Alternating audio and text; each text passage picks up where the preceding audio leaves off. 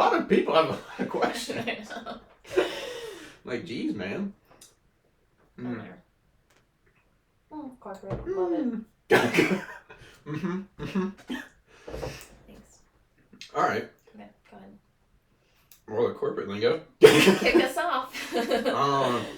I think most curious is starting from, like, childhood. Okay. You go with starting horseback riding was like your first hobby. Yes. Like actual hobby, not like Yes, I was a horse playing girl. dress up. Yes, I was a horse girl before I knew what a horse girl was. And then it like hit me in high school, and they're like, "Remember those weird girls that would wear like all their horse stuff?" And I was like, "No." What? Like, what do you mean? But I don't know. I loved it. It was good. It's because Mom rode horses that like in the intro. Yeah. Or was it because of like? Yeah, I think it was like mom riding, and then, I mean, I just liked the animals OG horse girl. And yeah, I definitely had the horse backpack, wore the boots. At least you're a had horse the horse girl. pin. Horse girl. Oh yeah, I didn't know that like I was when I was. But I don't know. It's like, I mean, I knew I wasn't gonna go probably anywhere with it because I also rode in my backyard. So well, like you also didn't. Well, you were like quite 10. Yeah. I don't think you were really like. Well, I mean, you probably were like, oh, I'll ride horses forever, but like not. I think it realistic. You like. Yeah.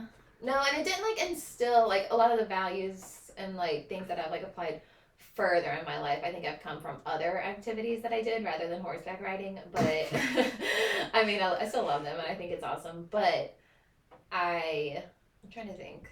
Like, I mean, it definitely instilled like animals. Like, I love animals to this day. What got you like the first go on the horse? Because I mean, you were like tiny.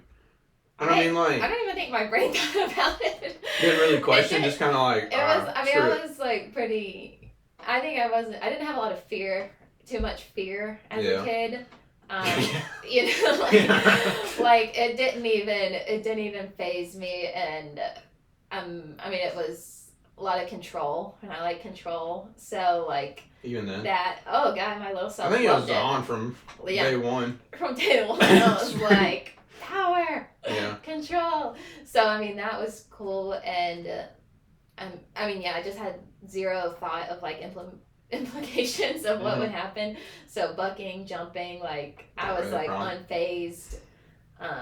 Even like, but on the ground, like I think I was more fearful of the horse on the ground than I was on the horse. That's like kind of my thought. It was like, so for me, it was just like a trust, and so up there, I didn't think about anything other than, I mean, when I was getting bucked, I was like, okay, not fun. This is a little frightening, I will say.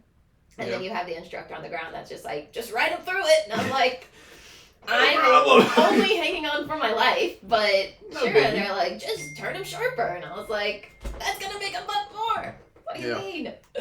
But I'm trying to think, like, I don't know, just kind of like, it was a whole world, so it was fun to be looped into it and kind of get some of that, so. Well, you started going to, like, I did some shows. And yeah, you also, did you go train or, like, go practice anywhere? I'm mostly trained at the house. I thought you were, like, Kim's. I would go or is that just seldomly. Sort of like shows were? Yeah, shows I would do there. Yeah. But like fun shows, and I mean, I had an awesome horse. I don't even think I was a good rider. I just had a great horse. And it's probably a big I mean, part he he totally carried me. And I mean, each horse that I rode. Pretty tough to have a bad horse. I mean, if they were like, break this horse, I'd be like, I'm screwed. I don't know what I'm doing. But the horse, like the horses that rodeo. Yes, no, I mean, like Ralphie specifically was just, he was a rock. So he did the work, and I just made it look good. Just kind of sat up there and smiled. Yes. And I mean, but. How long did you do shows for? Up until like. Up until like, I would say middle school. Once I transitioned to ballet, that's when like the horses probably fell off a little bit. Yeah. That's middle. That was more middle school. So like sixth grade, like start of it or like the middle? I think it was about right at 6th grade. Right, 6th grade? Because like 5th grade, I remember still being horse girl all the way through. At least in 5th grade, you're probably not getting horse girl slander. No, I think I was still rocking the backpack in 5th grade. The horsey backpack. Yeah. With a monogram, of course. Yeah, there you go. You know, need the monogram. Yeah. Who else's backpack could this be? Yeah. Don't take my stuff. You're like one step above the like rolly backpack. Okay, I was a few steps above the rolly backpack. It just had horse barn on it. And my bed sheets were also horses. But you know. It's okay. It was cool. Probably could have kept that to yourself, but you know. Oh, well, they were. Yeah. My whole room was a horse theme. I mean, it didn't stop at the bed sheets. I mean, if you're going to buy in, you got to buy in, I guess. I did. But yeah, I think Mom was an originator. And then just having, because I remember when I started, they were running a barn, like a separate barn outside of our pasture and with their horses. So it was kind of like this whole community in the backyard. Yeah. So it was pretty easy to get sucked into, and then just love the horse and took it from there. There was a community aspect. Yeah, and I think I gravitate towards that, which I've like found later in life. I'd say that probably the community piece was like what drew me in, and then it obviously fizzled out because then the barn like established their own transition. Is that when you went to ballet then? No. Did you go to ballet or dance? I started in dance. Because dance is very. I started hip hop, which was a big transition because I was lanky, tall, and like wore my riding boots to school every day. So it was definitely. I was like, ooh, maybe this isn't very different. I like it, but I don't know if this is for me. Hip hop seems, or like, why is dance? Dance seems very suggestive. At like, I have no idea. It's like 12. Mm-hmm. Me and Case talked about this. Trying to guess like ages for like the grade. Can't do. Yeah, no, I think 12 is middle school. I think it's like 12. 12 would be like 6th grade. Yeah. Because then you go to like teen, and you hit high school. Yeah, because you leave in 14, like 14, 15. Feels like such a big jump. That feels like kind of old. Maybe it's not. I definitely know you're 13. I don't know. You're in like around 12-ish. Yes. We'll say ish. Yes. Yes. Ish. Oh, and I also remembered, I also loved being outside in the yard. So like anything in the backyard. Yeah. So I everything. It was like outdoors. Right there and like just being outdoors. Yeah. Yeah. That makes sense. So why hip hop though? Or no, you stop. I think I just signed it up. You just did it off the like blindly. I think I didn't know. You didn't know like any of your friends, like no friends doing it? No. I had one friend that I started with in hip hop, and I don't know why hip hop. I don't know why I chose that. Because you didn't do ballet until like. No, that one came about. It was like I started in hip hop, and then it was like join the. If it's a club, I don't know what it was called, but it was like a program. So then you would dance all styles, and then I found ballet through that. And then I was but like, that was like a year or two after, or was it like same time? It was like a year after. So you did like dance for a straight year. Yeah, and then I did Fine Arts Center, and for middle school, like the whatever that was called, and then. Was that at League or was it at Wade Hampton? Wade Hampton. Yeah, I did dance in school too at League. At League? Yeah. Did a lot of dancing. Where'd you dance at League? Like it was just at school. It was like I didn't want to do gym. Maybe that's why I also chose it a little bit because I was like, I gotta figure out a way to get out of gym class. I can't catch, throw, or shoot. So I actually am a dancer. I was like, I'll follow my hand out. Yeah, I was like, forget horses. I love to move in creative ways. And not anywhere near a basketball or a kickball. Let me spin on my toes. Yes, I was like, turn around. I gotta figure out how to turn because I can't do that. Was the first dance class like, wow, I am terrible at this? Or was it like, I see like, would you immediately kind of like get gravitated towards it? Of like, I was horrible with remembering choreography, which is weird because like my memory is like I have a photographic memory, so you would think it transfers over, but like sequences, I was so like meticulous about it of like first thing's this, then that, and like dance, it was like more of just like getting I feel like it's a flow. Get the overarching like sequence or whatever or steps, and then like add in your own. But for me, I was like so. Like this comes first, then that. So hey, that's interesting. That's like with basketball is kind of the same. I didn't have the problem of like, but it's like It's like I was so like finite with like. Yeah, if you go so strict to it, you're not gonna like get anything done. Almost, you have to have like a looseness to it. Yes. That always kind of bothered. Like. Yeah. And that's what like I realized. So that's why I went to ballet because it fit perfectly with that. So hip hop or. So the hip hop. I need to stop saying hip hop. Dance is more like it's actually like a flow, like a free flowing, like you have like your play of like maybe going to point A to B to C, but you're doing you're adding a your own move or element something and like character to it.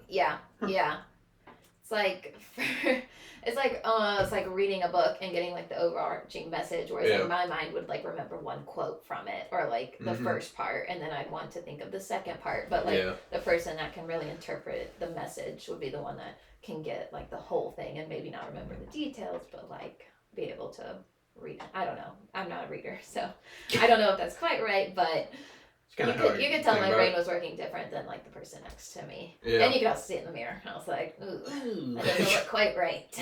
What's going on there? I'm like, ooh. Like, ouchies. Yeah, it was like instant feedback. Thank you, mirror. That's gotta be hard. Yeah, I was like, ooh. Or the videos. I was like, ooh. I thought I was doing a lot better. Did y'all do like film? Like, well, I guess like you went back and like watched like. I had to start filming it because I had a hard time remembering it. So, like, that's when I had to start rewatching it. And then, but that helped me because then I could see, like, where I had timing or I had, like, I don't know, like, something I could do differently to add my own element in. So, like, rewatching it, I could then see the sequence and then also see the spots. So then you can still do, like, a strict play of, like... Yeah, I still wanted the strict play. Like, you know exactly what move's about to happen. It's not like it's not, like, happening in real time. It's happening, like... No. Like, you dictated the play out before it... And I was like the person that sat in the wing and would be like doing every step before I went on stage because I was like, I have to practice everything. Yeah, you know, like from A to Z what's about to occur. That's interesting. I guess. And then ballet, so ballet was the opposite of that then. Or not the opposite, but it's just extremely like, there is no like room for... There wasn't a lot of room, especially in like the technical side because it was like to transfer it.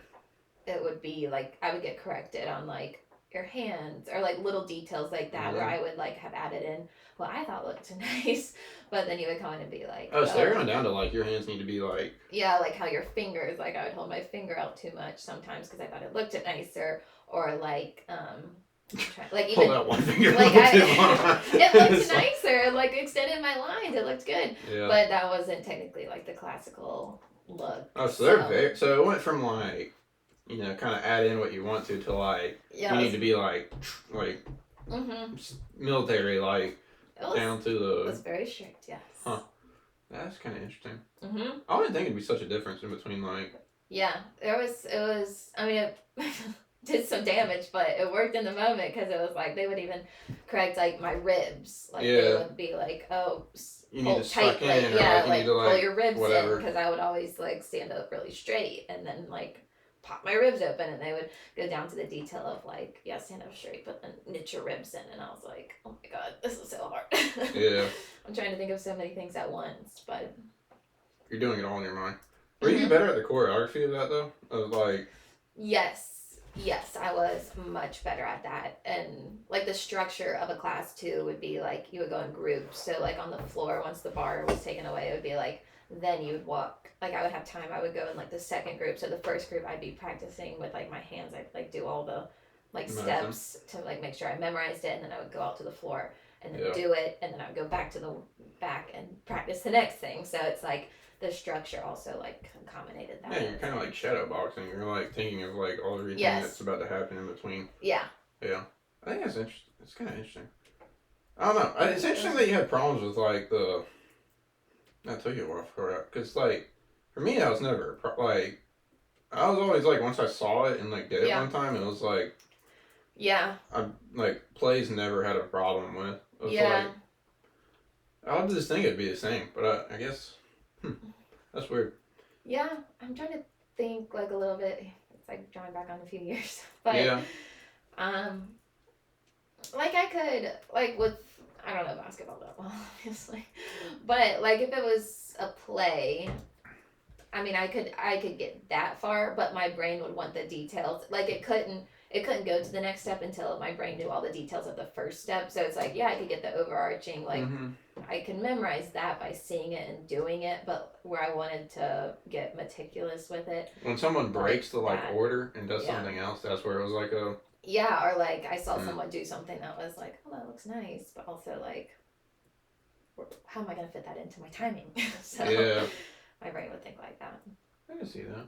That makes sense. Yeah. Do you think you're photographic in the sense of like actually photographic, or like when I talked about it with Dad? Yeah. I describe it as like blurry.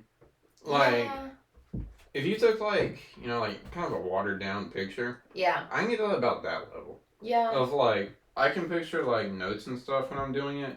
If I write them in like colors and things, like where they are on the page. Yeah. But the problem is remembering the like actual detail. Like I can think about it and I can know it's on like page 7 at the bottom left of the page or like middle.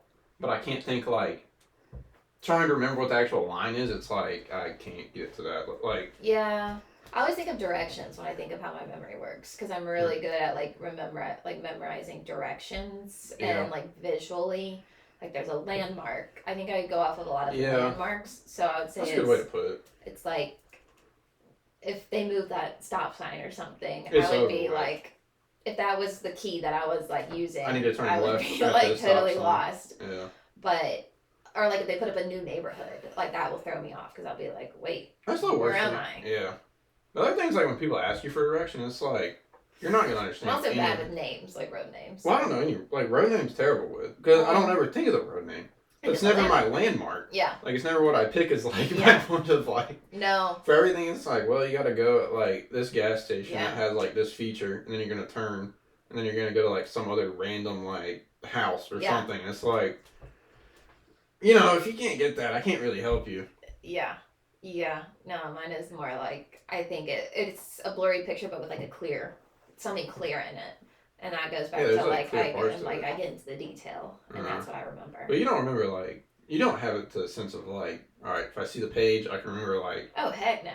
If you show me a map, I'm like totally lost. I think I just hate, those people like, just bother me. You make me so sick too. I can't do that. I've not so many people, but I've had enough where it's like, they'll suck, It's like, it's just like when they start listing off road names or something, or like. No, it'd be like, I had a couple like when I was going through like college, like I'd have them in like a class, and it would just be like they could perfectly like remember like the whole page, and it'd be like the straight A, like, oh, how could you forget this? Yeah. And it's like, man.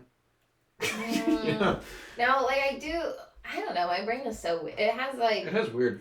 I always describe my brain as like 50-50. Like I have like a totally half of my brain works one way, half of my life works differently than the other half. Yeah. So it's like there's never cohesion. There's not really consistency. Yeah, it's like with directions, it's like that is how I remember it. But when I was studying for things, I like could list off like if there was an open-ended question and you would write off as much as you could remember, I would have every detail that would relate to that subject listed. Do you go through like memorization of like that? Because like the way I would do it, I don't know how you do it, but I would go through and be like, all right, my topic is like X. And then I would have like a flashcard. I always did Quizlet. Quizlet was my best way to like remember things pretty quickly.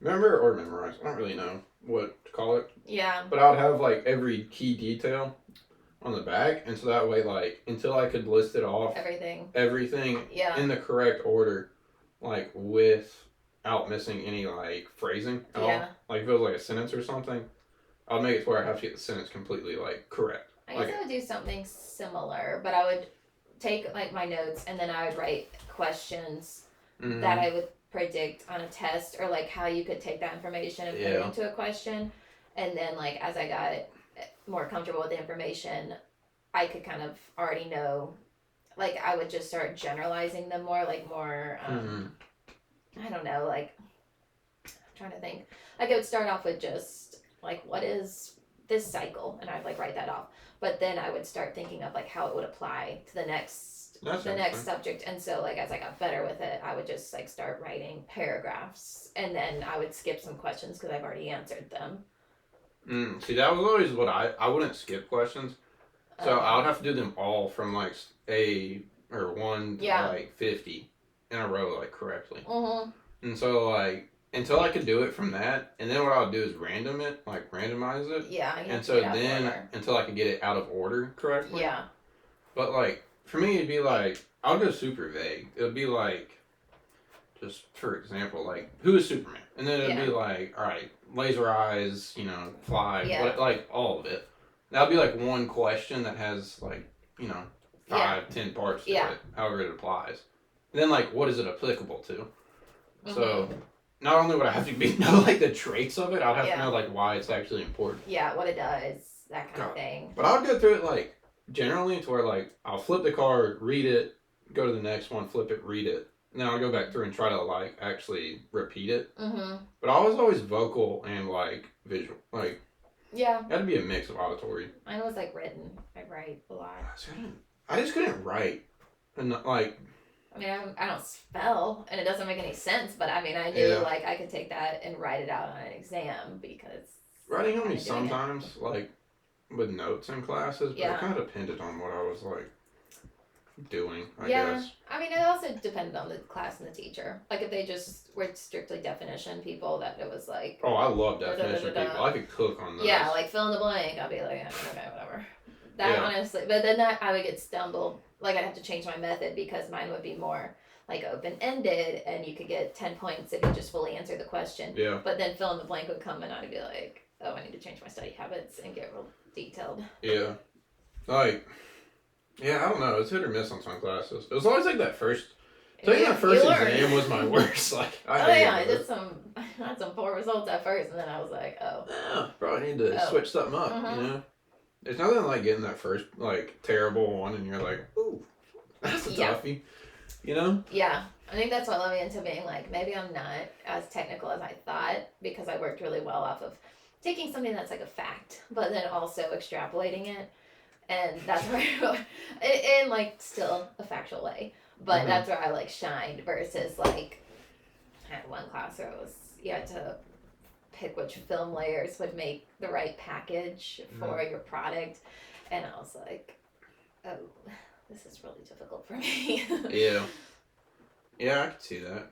When it's like, when you haven't thought about what it actually does, and you're just like, well, I know these 4 facts about it, but... Yeah.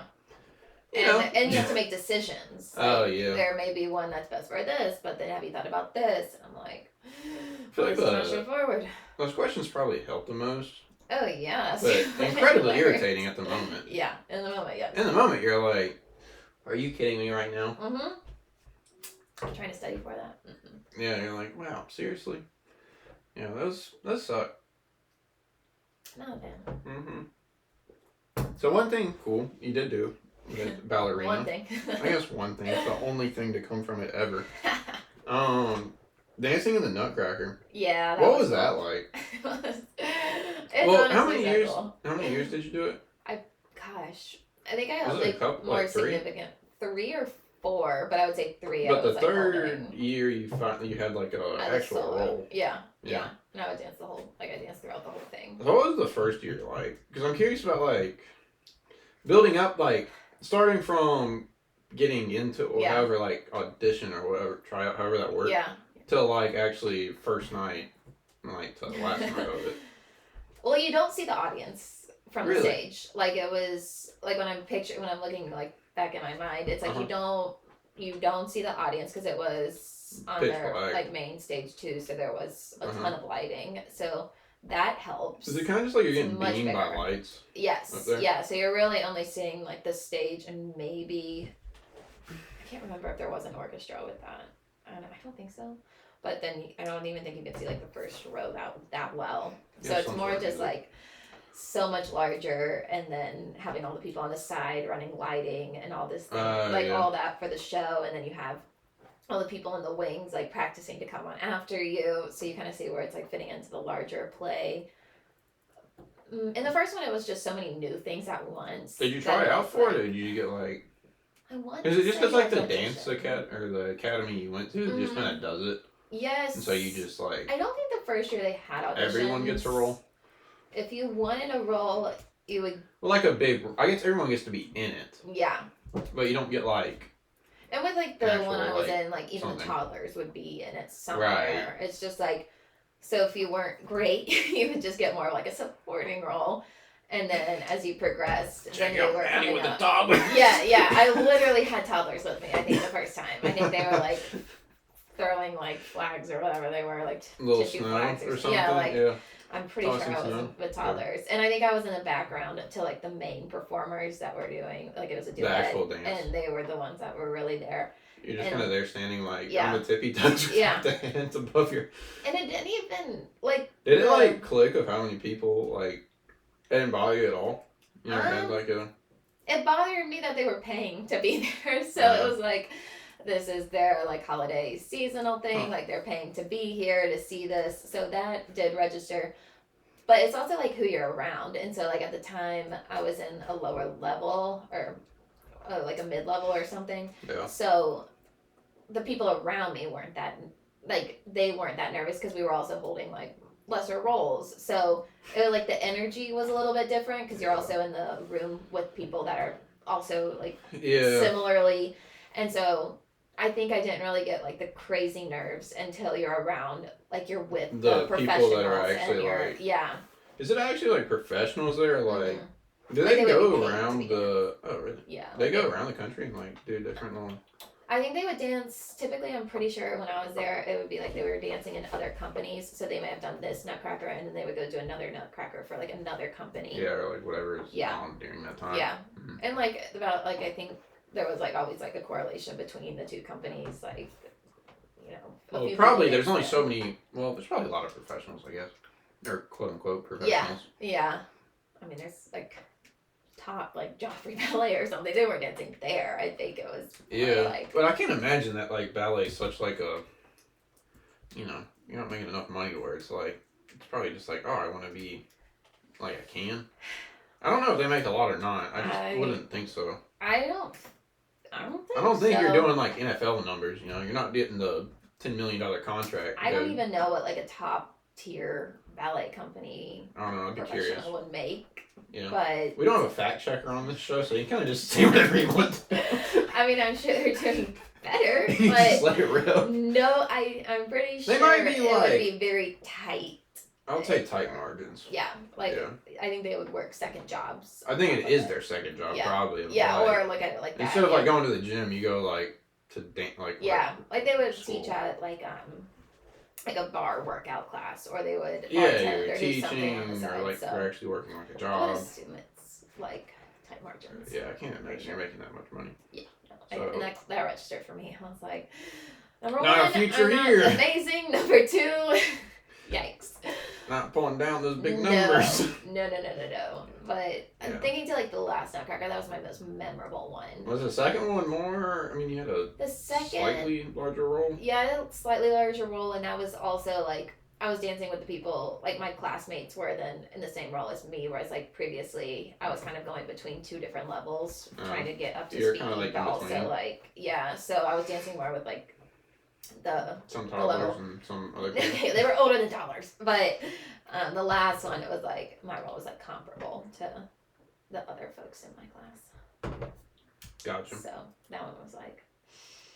Well, the last one, did you actually audition for? Because you were the star of the Nutcracker. Literally the star. Or a metallic suit. Yes, I was. Yeah. I think that's how I'm going to title this video is Star of the Nutcracker. Jeez. Please don't remember me like that. That one was rough because you... That's pretty funny. You get to say I'm the star of the Nutcracker. Yeah, and everyone... Yeah. Everyone's like, wow, you're the star. Papa told someone in the elevator that his granddaughter was the star in the Nutcracker, and they said, that's what they all say, sweetie. And he was like, no, really, she's the star. Like, the star. In a star costume, which I did wear. And that one was cooler. But that one worked well with my role, too, because there was a lot of timing, and it was super slow, and, like, lines and everything that kind of fit how I like to style my dancing. Was it for like to actually be the star though? Or are they just kind of like we think you would fit good at this? They knew I would fit good. Like I had the lines and like the length. I was really tall. Right. And so I think a piece of that was like they were looking for someone like that. I had really good feet, which is weird, but like I had good point and feet and like extensions, and so the slow like things like that, like the style that I was dancing with that I would bring to ballet meshed really well with the role. Right. Yeah. So it wasn't really it wasn't like an audition. Of like, I think I was sick on the audition, so I actually like. Just kind of got it. I don't know if that. I think I was really thankful I was sick, even though it was miserable. Yeah. I was like, okay, what can they do? I just literally can't make it. So. Well, we'll make you point and center of the Nutcracker. Yes, and I was like, I'm gonna never audition again. This is great. Wow. I thought I was gonna get stuck in like another role that I've already done, but I was like, all right, upgrade. Yeah, it was an upgrade. Oh, it was a big upgrade for me. That was a massive upgrade. Were you at the end of it? Were you kind of like, I think this is gonna be like? I knew I was gonna be like done. Yeah, like, that was it. Yeah, like it was a good going out thing. I'm like, I've done my time here. I've got what I came for. You're going like 3 weeks. Well, not even Nutcracker, but ballet in general. You were like every day probably. Twice a day. Twice a day. And then weekends, because you would dance. I danced in the mornings. Mm-hmm. During school, and then I would go to school, and then I would go to ballet at night, and then on the weekends would be rehearsal. So anything for shows would be on the weekends. So it was like literally my whole life. Yeah, and then when you do the Nutcracker, you're going like 2 shows a night. It would run like, I think it was like 3 or 4 days, and it'd be like 2 shows. It would start off with like an evening performance, and then 2 shows a day, and then I think a Sunday matinee show. So it was about 4 shows. Mm-hmm. For like 3 weeks. No, mine was short. It was 1 weekend. Oh, just 1 weekend? Yeah. 1 weekend was... I thought it ran for longer than that. I mean, they have the whole week is like rehearsal, so I'd be in the so you'd be like the whole week. Whole time. But the actual show, I think, was what I said. So you're in there about a week. It was, yeah. Is it kind of weird that you only get like for us, it's like, for basketball, it was season. like, you have a whole season where you're like playing games, and that's kind of what you like, alright, looking forward to. Versus like, you got 1 weekend to make it right. You got 1 weekend. I think it's very different than like.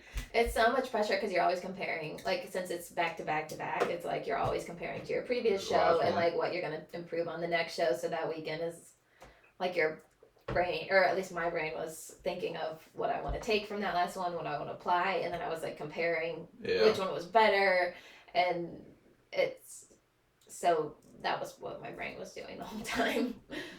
It's like, because you're not thinking back like a month later, right? Or like you're not playing the same team again, or you're like, I know what I can do better. Like I know this play. I don't know, just making that up. Yeah, but like, I know what's gonna happen. Yeah, like you kind of know who you're watching for now. It's like it's condensed into just this week, so it's like you got 1 weekend, all this work you put into 6 like shows to you gotta do it right, yeah. and like each one is an opportunity to improve. You have to keep the energy up, and people are still paying for the whole weekend, so. Yeah, I think that's the... Condenses the That's interesting when you fire. think about it that way.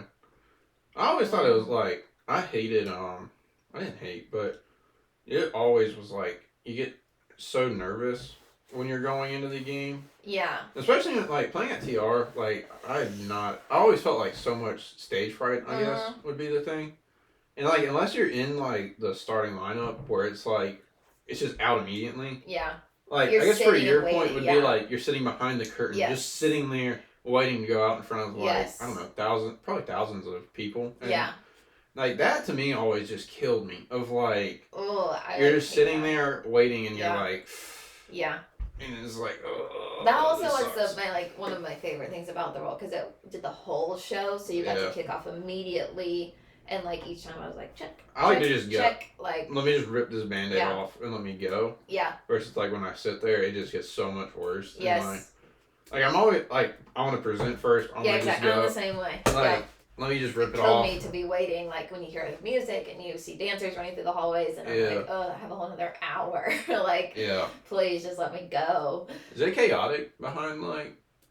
I'm trying to the think. Scene, like, I mean, you have like on the sidelines, people. yes, like on the wings, and then on the back, it's more of like you're in rooms, like dressing rooms, and so there's not a lot of running behind there, because usually you would get to the wings before, like well before your time. So it wouldn't be like those movies where they're like acting and they're running like up and down and everywhere. It's like, it's not really like that, I wouldn't say, because that's more like in the wings, and in the wings you don't have much movement, you're just kind of waiting. That makes sense, I guess. Yeah. But the professionals like kind of helping along the way?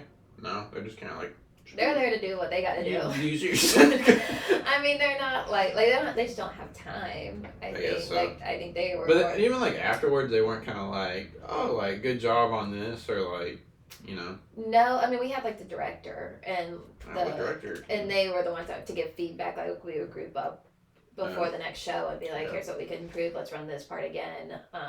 You have like bar in the morning before your show to warm up, and then it was all about like just staying warmed up until you got on stage. That would be hard. Are you staying warmed up for like?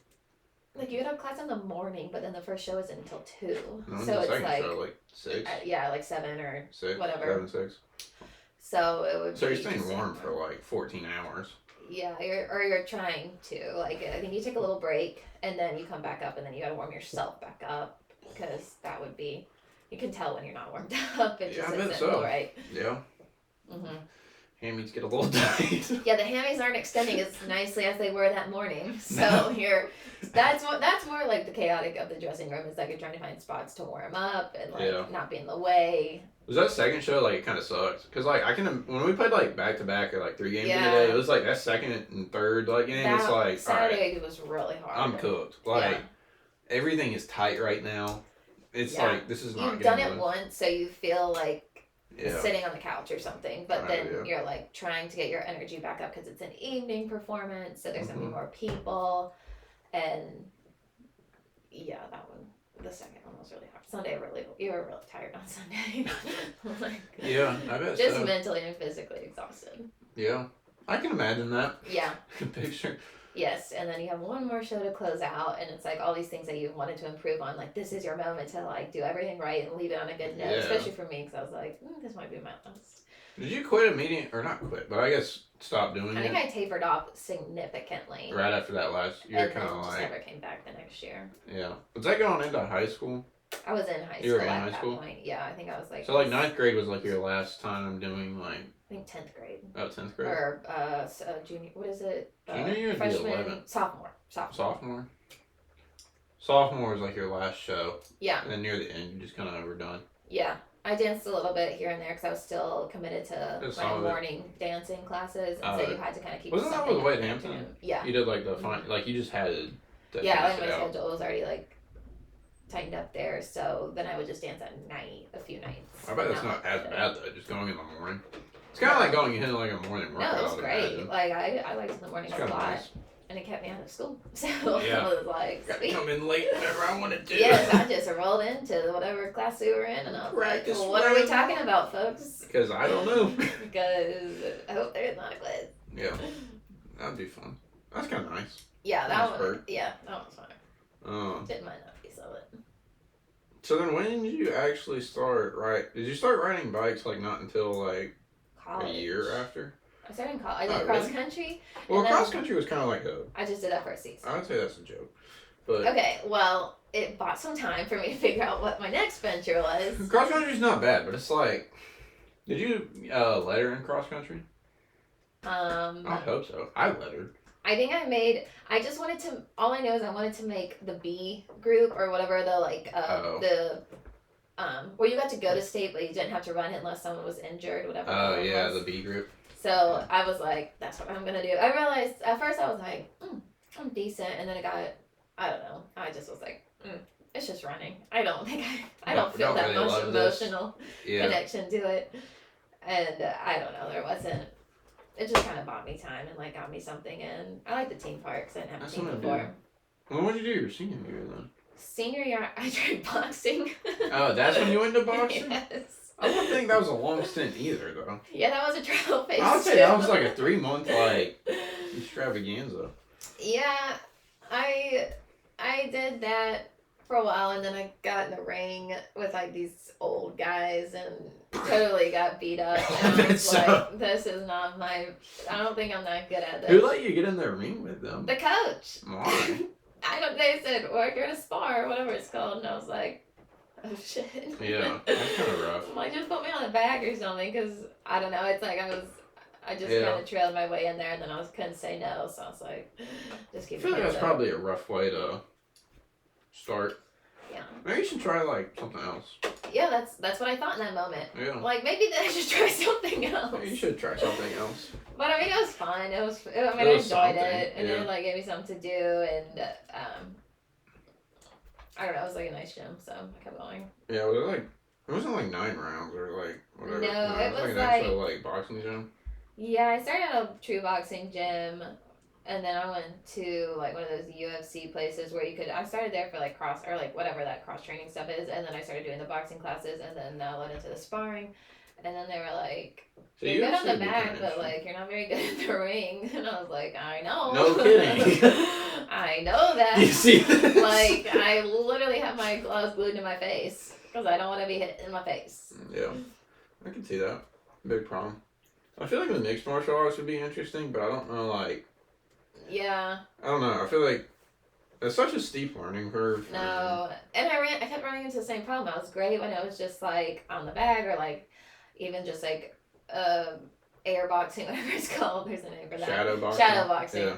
And, like, that was all great and everything, and I had, like, solid form, but then my brain couldn't predict, like, what the next person was going to do, like, in the moment. Like, where the punches Well, were you're coming probably, from. like, stuck, locked in, like, it needs to be, like... Yeah, my brain... X, Y, like, yes, it has to my follow brain was this like, path. no, jab first. Turd, like... You know the motions? 1, 2, 3. Yes, I was like, there's no rhythm. There was no, like, sequence. Why? Why is this all random? I'm all just having to react to this nonsense. The reacting part was the challenge. The reaction was literally, again, gloves to the face. Yeah. Like... The read and react didn't happen so No, much. there was no I mean, I couldn't even see because my gloves. And I was like, if I could see you, I would throw a mean punch right now. That would be a problem. See, I feel like wrestling or something would be, like, easier. I don't want to go in the ring, but, like... Ooh, so sweaty. Try to do something. I feel like that'd be the only martial art. I don't think I'd want to box because I don't want to just get pounded in the head, you know? Yeah, I don't I'd think kind of have the anybody same does. reaction, you know? Yes, I was like, It's no, like, I'm not it's not what going we in here. practiced. We just practiced this. Why are you not doing that? Why are you just making up stuff I'm not and trying doing to be it? heavyweight champion. I just kind of want to move around, you know? Yeah. Get some exercise. Yes, I was like, I'm not even sweating other than my nerves. My fear. Yeah, understandable. They're like, just keep your hands up. I'm like, they've been Been up. The hands up isn't the problem. I'm like, it's throwing anything. Yeah. So, yeah, that ended that. And then I took up cycling because I was like, well, I think I'm going to try something new again. So, Yeah. Why not? You know? that one was Go the for next another option. You want another? Let me see. Oh, no, I'm good. You're good? Okay. So then cycling was right after? Yes. Was it like a couple... I like trailed in there. I started in a little bit, just road biking for fun. Like we live in like an easy place to find good climbs, good routes. So did that, and then when I went to Clemson, that's when I joined the club, and that like kind of opened up my eyes to everything that had already been going on around me. Well, wait. I thought you rode with Dad, like a good... Yeah, and I did, but I didn't do anything with it. Like I didn't race. I didn't really like. I just like rode for fun. I gotta say, like, what, 20? Yeah. Ships probably sailed on, like, doing something with it. You know, Well, like, I brought it back at 21, so. You know, I feel like if you don't start a sport, like, before, like, 18, like, after 18, okay, well, your cycling odds... has been, like, a good sport for those later in life because you really only peak in at your 30s. I don't know what Really? genetically or, Well, like, physically happens. you're not but... riding, like, the Tour de France at, like... If you start biking at 21, like, you pick I up... probably trained before you go to the tour. I don't think you're, like, picking up and hopping on the, like, tour of, like... No. I don't care if you wait until you're 30. I just feel like you're shot. If you think about what you need to be able to do, just be really physically fit and then, like, tuck in and pray to God that you survive. I mean, like, there's not, like, skiing or something like that where they're, like, you got to get your kids on there young because it's so much, like, feeling and... I feel a lot of it is, like... Like, I don't know how to explain. I don't know. You gotta have, like, a pretty good... When you're, like, descending, you gotta have a pretty good feel of what you're doing. Like, you have to be able to kind of know what's happening. I think the best thing with descending is just, like, starting... If you were to start young, you're just more fearless, so then you have, like, the courage built so up. then I think you've got the experience and the reps of, like, taking your corner. Yeah, and you're super close on people, so that's probably, like, getting within, like, I mean, what, they're within, like, I don't know, a foot? You're trying to, like, stay pretty close to the next wheel, so... Yeah, I mean, you're tight. Like, if they tap the brakes, you are fried. Yes. You are. Yes, I mean, you are. I mean, you are. But I'm trying to think, On the truly fast ones where you're really, what I did when you were really like going, God, I think it was like 22 miles an hour, and those were the ones where it's like it was pretty like rolling hills, flat, like you weren't descending like what you're seeing on the tour, like they climb up this way and descend that. Is that like Donaldson? Donaldson would be more flat, like rolling hills, if you will. Quote unquote. Yeah. So I didn't have to like. I think I would. Hills would be tough. See, I think hills is where everyone's getting cooked. When you go like, well, not even hills, like mountains, you're cooked. Yeah. For most of us, I think. Yeah. If you're not like tiny. Yeah. Like, I don't know. I can't think those guys are like much better than like 5'8". You could be tall but lanky. You gotta be tall but like 160 pounds, like 155 pounds. Yeah. Like, I mean, like to the bone of like, wow, there is nothing on you. Like you're at like 2% body fat. Yeah, you have to. And I mean, even like the top, even the shorter guys who aren't like as lengthy, you still gotta be around them, like very small people. And I didn't race on a team. Like I would just sign up for myself. Like and like anything, I would just. I think the team racing would be interesting. That's when you realize like what you're good at, what you're not good at. So it's like because you kind of get put into more of like a role. Yeah. But I didn't do that, so I was a decent client. Like I was like climbing. I can kind of do enough of everything to where I can go on my own. I think I also did it was at first a very slow descender, so I was like, if I'm gonna like do anything to decrease my time, I'm gonna have to climb really fast so that I can descend a little bit more tentatively. I feel that descending is a tough one. And then I also had Dad who would like fly around me so on the descent. So I was He's like, the worst. If this turd is gonna cook me, like I'm gonna have to drop him on that climb so that I can get a head start. Oh, that was my problem with biking. So that's where I was like, he took me out and we were going down on. You're on the grade, I think, Saluda. Saluda. Yeah. You know where that like horseshoe turn is? Yes. He took me down there, so I mean, you come down at like pretty fat. Yeah. I mean, he's flying, so I'm like, well. Yeah. I'm flying, not really thinking any better of it. Yeah, you're like, well, if you can do it, so can I. Yeah, that's my mindset. And I'm flying, and I mean, you go into like a 90 almost to like get into it and then come back like around. Yeah. And so like I'm coming down and I start slowing on my brakes. And I'm like, oh, I need to hit my brakes. And then I'll start hitting them. And I'm pretty sure I didn't hit a bottle. It just was like mountain. And then like me just like sliding off the bike. Yes. Yeah. And I was that road is like brutal too. Yeah, but he just took it and going like fast as hell. And I was like, he's like, just take it perpendicular. I mean, he was like, gone. Okay. By the time I slid like 50 yards, it was like, well, see you at the car. Yeah. I'll be walking down. You know? I've had those more on the mountain bike because I was more of a. Well, mountain bike, I feel like it's just intended like you're gonna crash. Like it's unavoidable. That's why you're doing something wrong if you're not. I'm not really. I don't think I could get into mountain biking as much, to be honest. It's like, good for me because it gives you up a piece. Like you gotta give up some control. So it's like good for people that are a little bit more meticulous because you have to kind of roll with it. So it's like a good exercise. See, if I'm going biking, I would rather go like something where I'm not likely to get hurt.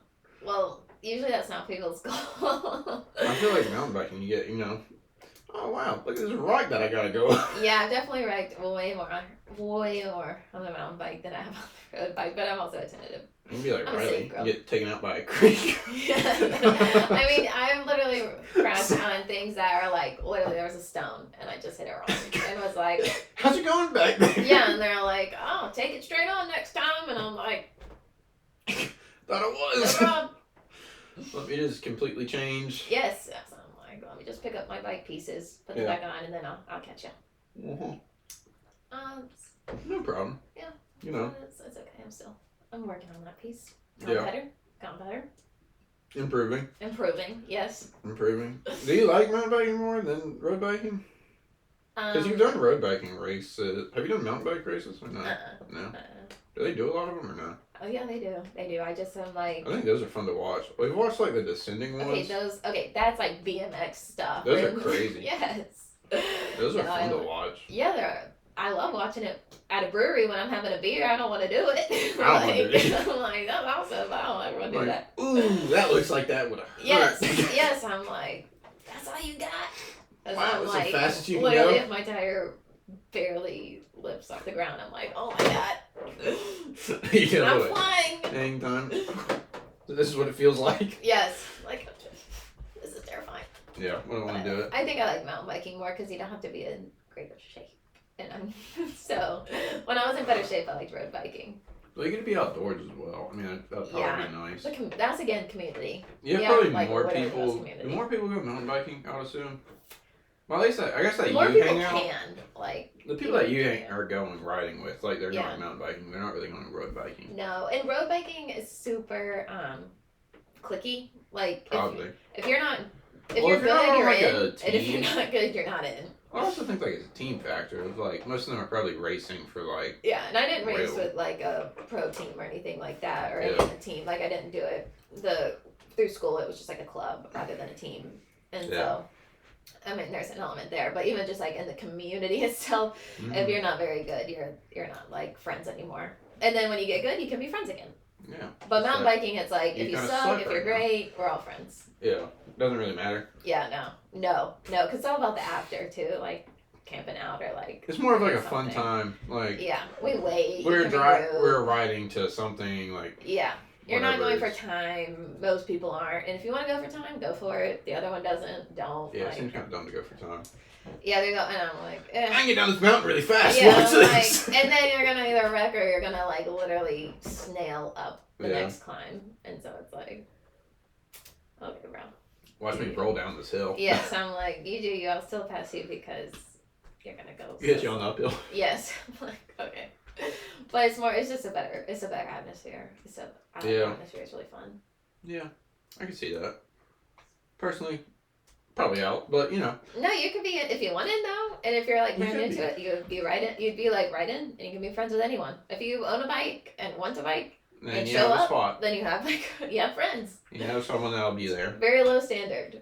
Very low standards. That's probably nice. It's nice. It's very something nice. Much less competitive. Yeah, it's just like if you like being outside and you like riding bikes, then it's like you always have someone to talk to. So that's different than like road biking. It's super cliquey. You don't like it. No, it's super cliquey. Well, maybe. It's fun when you're good. Sucks when you're bad. When you're good. You're good at everything. It's much more fun. And being female is different. When you suck, it's like. Yeah. Yeah, it's like, you bum. Yeah, they don't really care for you. Yeah. Not very fun. No, you're not getting introduced to anyone. You're just like, oh, all right, folks, I'll see you. Never again. Because you're gone. I can't keep up. Because number one, there's no more conversation. Number two, I don't think I'll be invited back because I slowed you down. Just kind of tapering off. Yes. And I mean, they're still nice enough, but yeah, you don't get invites back. Yeah, it's an invite-only situation. You get one shot, and that's pretty much it. It's like, after this, you're either in or out. Yeah, no. There's no large group text that you'll stay on. You just won't get those personal messages anymore. You're going to get kicked out of the group text. Yes. I'm like... You can either leave or you get kicked. I'm like, I don't remember leaving that group chat. It's like, you better either resign or we're firing you. Yes. It's like, ouch, okay, I knew I was a little bit out of shape. I didn't realize it was that bad. Yeah, I was like, geez, man. But it's still fun. I'll get there one day. One day. Maybe come back. Maybe after marathon. Half marathon.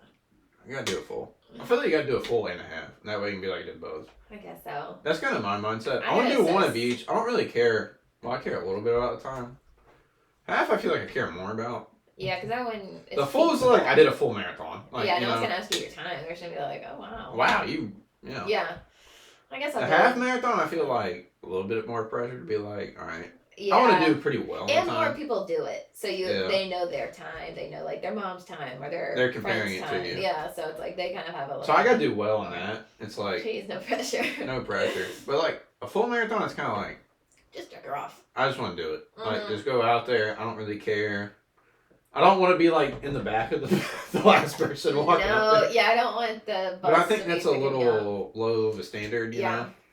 I think that's when I rode 50 miles, I was like really going for time and like really wanted to like even in just like ride that you could win like a gift card. I'm like, I want to be in that spot. I need to go to Chili's tonight. Yeah, I'm like, shit, I'm taking this to dinner for $20. I need that $20.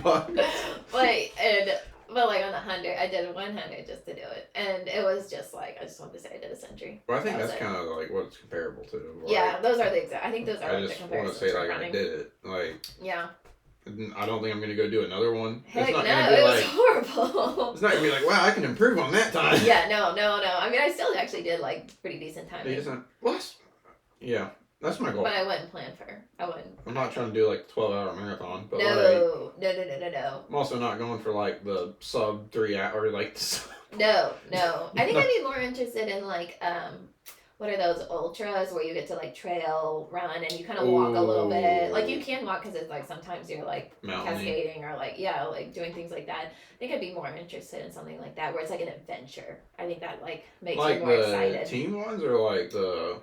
You're like. Are you saying like ultras in like the 100 like mile? I think ultra is anything that goes above 26. Isn't that right? I don't know miles? what the actual like. I know there's like there's like a Moab one that's like crazy. Yeah. Like the Moab like 240. Okay, well, I don't want to do that. I mean those are like wild, but I think there's probably something in between. Okay, something in between where it's like even just 30 miles, like you're crossing over a marathon, but it gets to be outside and it's like more terrain and scenic and adventure. Yeah. Like I like the piece of adventure more than I like. I feel like a trail running though is gonna be like so much harder than like an actual like road one. Like if you're just running a marathon, like normally on like a pavement or like street. Yeah. But not only that, you don't have to like worry about anything like. You're not falling on anything. It's like, I'm gonna watch my step here. Yes, but that kind of like, to me that's like boring. Like I'm like I want something more exciting. It's kind of boring, but it's not. I don't know. I feel like it's also just a mental. Like, can I will myself to keep going for? Yes. Like that's the part that I enjoy at this point. Of like all right, how long can I keep? Yes. How long can I suffer for? I'm gonna figure that out when we run the half marathon. I don't think that's gonna be that bad. I think at that point, half marathon can do. I think the timing's gonna be hard. I think that part's gonna suck. Yeah. I think whether you finish or not, it's like pretty easy. Like yeah, I mean, I'm not. I have zero doubt that I can finish it. Yeah. I guess in the full one would be more exciting because you're like, am I gonna make it? Like, full one would be I'm still not sure. A little more questionable. Like. Yeah. And I think that's more exciting. But then at the trail element, that's really exciting. I mean, if you do an ultra like 30 miles, that's a major like. I made that up. I don't know if that's real, but I think it's longer than 30. I feel like if you're doing an ultra, it's like 50 plus. Yeah, and that would be fun. Or anything, honestly. I think the team run would be fun. I think that's what I would do. I would want to do those. I think I only have like 3 years of running left in me, and then after that, it's going to like. Okay. Biking. What are you like? Well, it's just like 50. I don't want to just keep. I feel like it's your knees. Like, I'll do, like, short runs, but I'm not going to do, like... I'm not going to really keep trying to, like, go for another marathon, like, you know. Like... After the one, I'm pretty, like, I'm going to try biking or something. Like... Yeah? Something else at this point. I'm not there yet. I got plenty of life left in me. I've done a 5K. Did a 5K in, like, 18 Okay, yeah, I can't do that. I did an 8K, or I think it was a 10K, something. 6 miles, yeah. It was 6, 7 miles, something. I think it was like 6-ish miles, something around those lines. That one, did that pretty well. That one wasn't terrible. I think did that around like 50 minutes.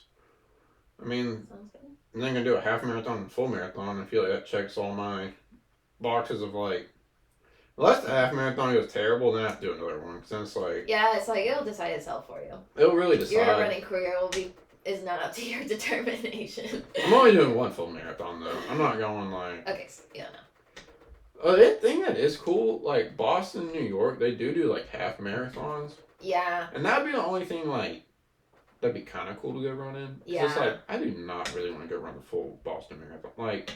It'd be dope, but like, you have to qualify for it. Oh. Like, you have to like... Set some time in or something? Well, let's say the cutoff's like 3 hours, 30 minutes. Oh. Just kind of pulling that. That means like, they're taking the top, not 100, but like, just 100. I didn't know that there was a cutoff. So like, if, number 100 is 3 hours, that means you're out. Like, you don't even get to be in it. So the cutoff is actually the last person in the time slot. Like the top, see. So it's like that person determines how fast you gotta run. You gotta run faster than the last person. Ooh. You can't be 101. I hope it's a really slow person. How does 3:29 sound? Yeah, but I'm like, you don't need to do that well. I mean, a half marathon also is the same. I think I was talking to someone does half marathons at my office, and so I was talking to them about it. And I think the Chicago one's like an actual like lottery system. Okay. And so he's like, you have a better. I think Chicago and New York maybe. That's what he said. Yeah. And so like they're actually like a lottery of like as long as you're within the time, it's just like we're polling a number. So like you have an actual chance of getting it. Versus like Boston's like it's the top. These people. That's also why it's probably the most notable. I mean, that's probably the most notable. Like, I know that one without even being a runner. Yeah. Like, I'd say so. I feel like most people, if you're like Boston Marathon, they're like, oh, wow. Yeah. Yeah. But it'd be cool to, like, go fly to one of those places and you have, like, a long weekend, you know? Okay, yeah, I'm doing it for the trip, not the run. I'm just I'm not doing it for the run. I can skip the run, to be honest. I'm just running so I get an excuse to go somewhere. I told someone that and they're like, we're adults, we can just go on a trip. And I was like, I don't know, it just makes me feel like It makes me feel better. I don't know. It's like running the, like, Saturday vacation. It's like... Yes, you're like, hey, losers, you just waking up? I've been on my 6-mile run already. I just did my half marathon. What have you suckers been doing? Yes, you gotta get you a little bragging rights. I'm slamming an extra pastry. Yes, yeah, you better not. I'm going for another donut. What are you doing? What are you on your third now? Wow. Better earn those calories later. You're like, there's still time in the day. Yeah. Like evening run for you? Yeah. Yeah. I guess you'll be getting in your miles later. Yeah. Doing a little makeup. And I'll be ready for round 2. I would just be starting again for you. No problem. I'll be wrapping up my marathon this afternoon. I'll be in the hotel gym. Yes. Yeah. Oh, I hate those people. I'm like, you're in the most beautiful place on earth. What are you doing? Except I'm right there. Yeah. Trying to also like brag to whoever I'm with. The first like day or 2 days, depending on the length. Yes. You're in it to win it. Yes. Day 3. Yeah. You're I out. literally just had this conversation with my friend because she was like, I love coming back feeling like so clean from vacation and like not throwing it out the window. And I was like, I have that mentality day 1. And then by that evening, I'm like, I'll get it together later. Like, there's no coming back for me. But I start off like that. I go to the gym. I, like, do my stuff. And then I'm like, gosh, this is going to be a great vacation. And then I wake up the next morning, and I'm like, That 10th plate at the buffet and the margaritas are I'm like, no, I will not be checking the treadmill. I will be checking the buffet and the bar. Yeah. Yeah, pretty much. I start off strong. You gotta start off strong at least. The intention is there. I packed their running shoes. I packed 4 days to run it. I think my favorite. And they don't even get touched. I like going days like the flight day, hitting like a morning workout. Oh yeah, you feel right. And then you're like, wow. Yes. I'm already like ahead of the game. And then you get day 1, and you might like Yeah, and then you do like something. Like, I don't need to do like that long of a workout, just like 20 minutes, and then day 3, day 2, or whatever. Day 2 or 3, like, you're done. Yeah, like, that's how I usually do it. But I start up strong. I mean, the thought was there, 100%. Yes. Do a little city run. I'm like, I'm just taking in the views, everyone. I'm just scouting the area. Health. I'm just like getting a good grip. And then I'm like, oh, I'm going to Uber there for lunch, I think. I think it's done for me. I'm Ubering back. Yes, I'm like, no more. Well, I was at, when we went to Destin, the worst thing, like... Where were you in Destin? I went to Destin, junior or senior year. I didn't even know I went with, like, Sean David, Luke, and, I didn't even know you went Ward. Well, we went there, and I was like, I'm just gonna go walk on the beach. I was like, they're just going home to do nothing. I was like, I'll go walk. I got nothing better to do. Yeah, I'm okay with that. And I went walking. And then I got, like, halfway, like, down the beach. And there was no, like, turn out of the beach. Like, you had to walk all the way back? So either I could keep walking until, like, I guesstimate a place of where I could get off the beach. Or, like, I could turn all the way back. Ugh. But I was, like, 10 minutes into my walk. So it's, like, only 10 minutes? I was, like, either I'm walking 10 minutes, like, back. So I instead walked another, like, 5-10 minutes. And then I had to walk the street in Crocs. And so my feet were just, like, destroyed. I I just think take your Crocs off and walk down the beach. It was like hard. Go to the water. It was like the hard sand, and it just did not feel good. It was the worst experience. I was like, wow. Really took an L here. Number one, I don't wear Crocs. Number two, you should take them off. I don't know. It's pretty hard. You try walking in sand for a long time, it doesn't feel too good. You start getting it, and it's like pushing on the grainy sand. It doesn't feel nice. You go walk. You have appreciation for the beach. Dude, I won't go on a beach run. I'm not doing it. There's zero chance. I'm gonna literally book us another half marathon on the beach solely. And it's gonna be a Croc marathon. And you can only wear Crocs. In sport mode. Straps gotta be on. You can either wear Crocs or no shoes, and it's all on the beach. That'd be terrible. Yes, it is. Your feet would be so blistered. Yeah. That'd be so bad. You have fun with that. No, I'm gonna book these spots. I gotta order my damn Crocs right now. You're gonna have the bright yellow Crocs. I literally was picturing that in my brain. I was literally thinking of pastel yellow. That'd be great. That's the ones that came to mind. That's what I'm gonna get. So you can go the furthest in Crocs. Actually, I think I'm gonna run this upcoming one only in Crocs. Solely Crocs. Yep. It's a bold move. With some toe socks underneath for support. Oh, well, nothing like the toe shoes. Socks. They're not socks. Have you not the toe shoes? Oh, everyone's seen a toe shoe because it's like you can't miss them. That's like way below a Croc. Okay, let's not go that far.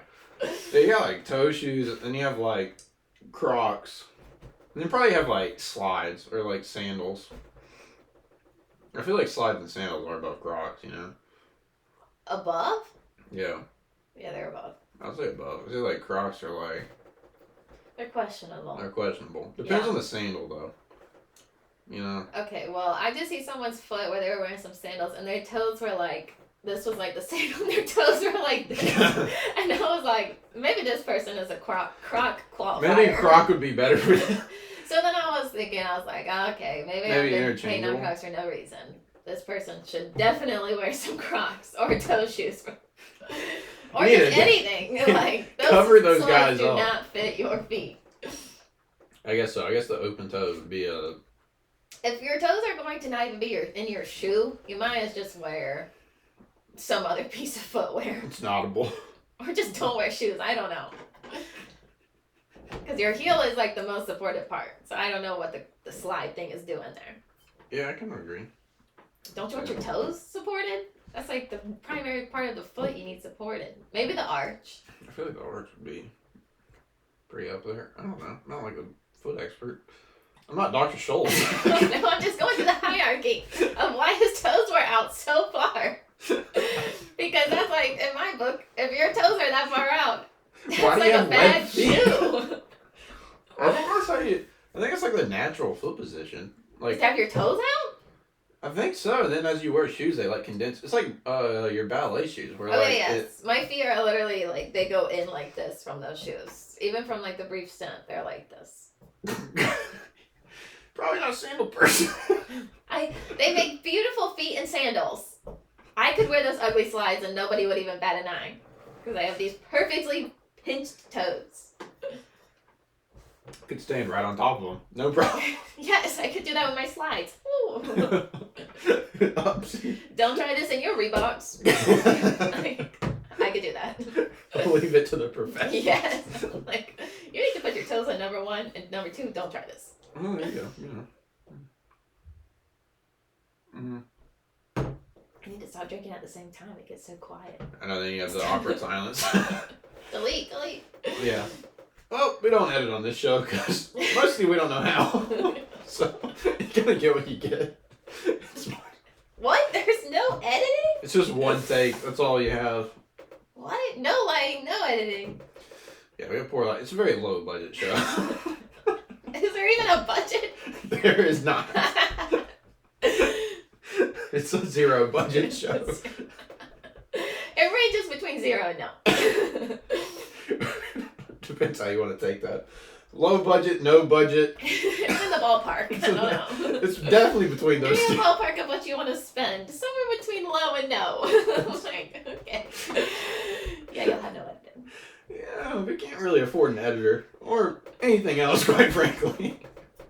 We barely got a host. That's... And I'm still not sure if he's qualified. He's not. Okay, thanks. Fun fact. Have I mentioned this is my first podcast? Podcast? Never even heard of podcast. I'm sorry, that crosses over into medium budget. Medium budget. You need, if you have experience on the podcast, that would bump it up into low budget for sure. I should have lied. I need another paycheck. I lied on my resume to get this position. I did submit a resume. Didn't even ask for one. I actually didn't even submit. I was just walking down the street and they said, "Do you want to host?" That was that. I was like, well, I guess I'm free for the next little bit. Timing works fine with my schedule. Can slide it in. I was pretty open. You opened the position and filled it. There you go. You know. Going on the resume. Resume builder. Hosted a talk show. Yeah, please don't ever watch it. Oh. But if you're open, I would love to have you on my show. Because I'm currently looking for people. Looking for positions. Maybe hiring. Do you know how to edit? For free. For free, though. Maybe throw in $1. If you could have 1,000 views. Whatever YouTube sends, that's kind of the budget. Right now, it's 0, so I'll give you 50% commission. Yeah. It's worth a gumball these days. I wouldn't say a gumball. I'm like, from a Pizza Inn, maybe. Get you some oxygen. Get you a water bottle, maybe. Oh, not for a quarter. That's $1.50. That's tap. Okay, yeah, that's right below us. And you're saying. Did I say recycled? That's a key part. If we compile our money, we can get half a water bottle. Oh boy. Yeah, I'll say no budget. Medium future. Message received. Yeah. Don't expect a check in the mail. I wouldn't wait on it. It would look like my tax returns. What? That's it? You're taking money? I'm like, what? Wait a minute. Who do I call for this? Yeah. Actually, you owe... You actually owe me. That's like the Cars clip of like Mater. Might be a bad time to mention this, but you owe $32,000 in legal fees. What did I say that was so bad on here? I'm gonna get a check from YouTube. HR, you can't even afford HR. Yeah, we haven't filled that role yet. Role's open for taking applicants. Yeah, rough one. Oh, golly. I'm ready. It's hard to circle back to a serious note.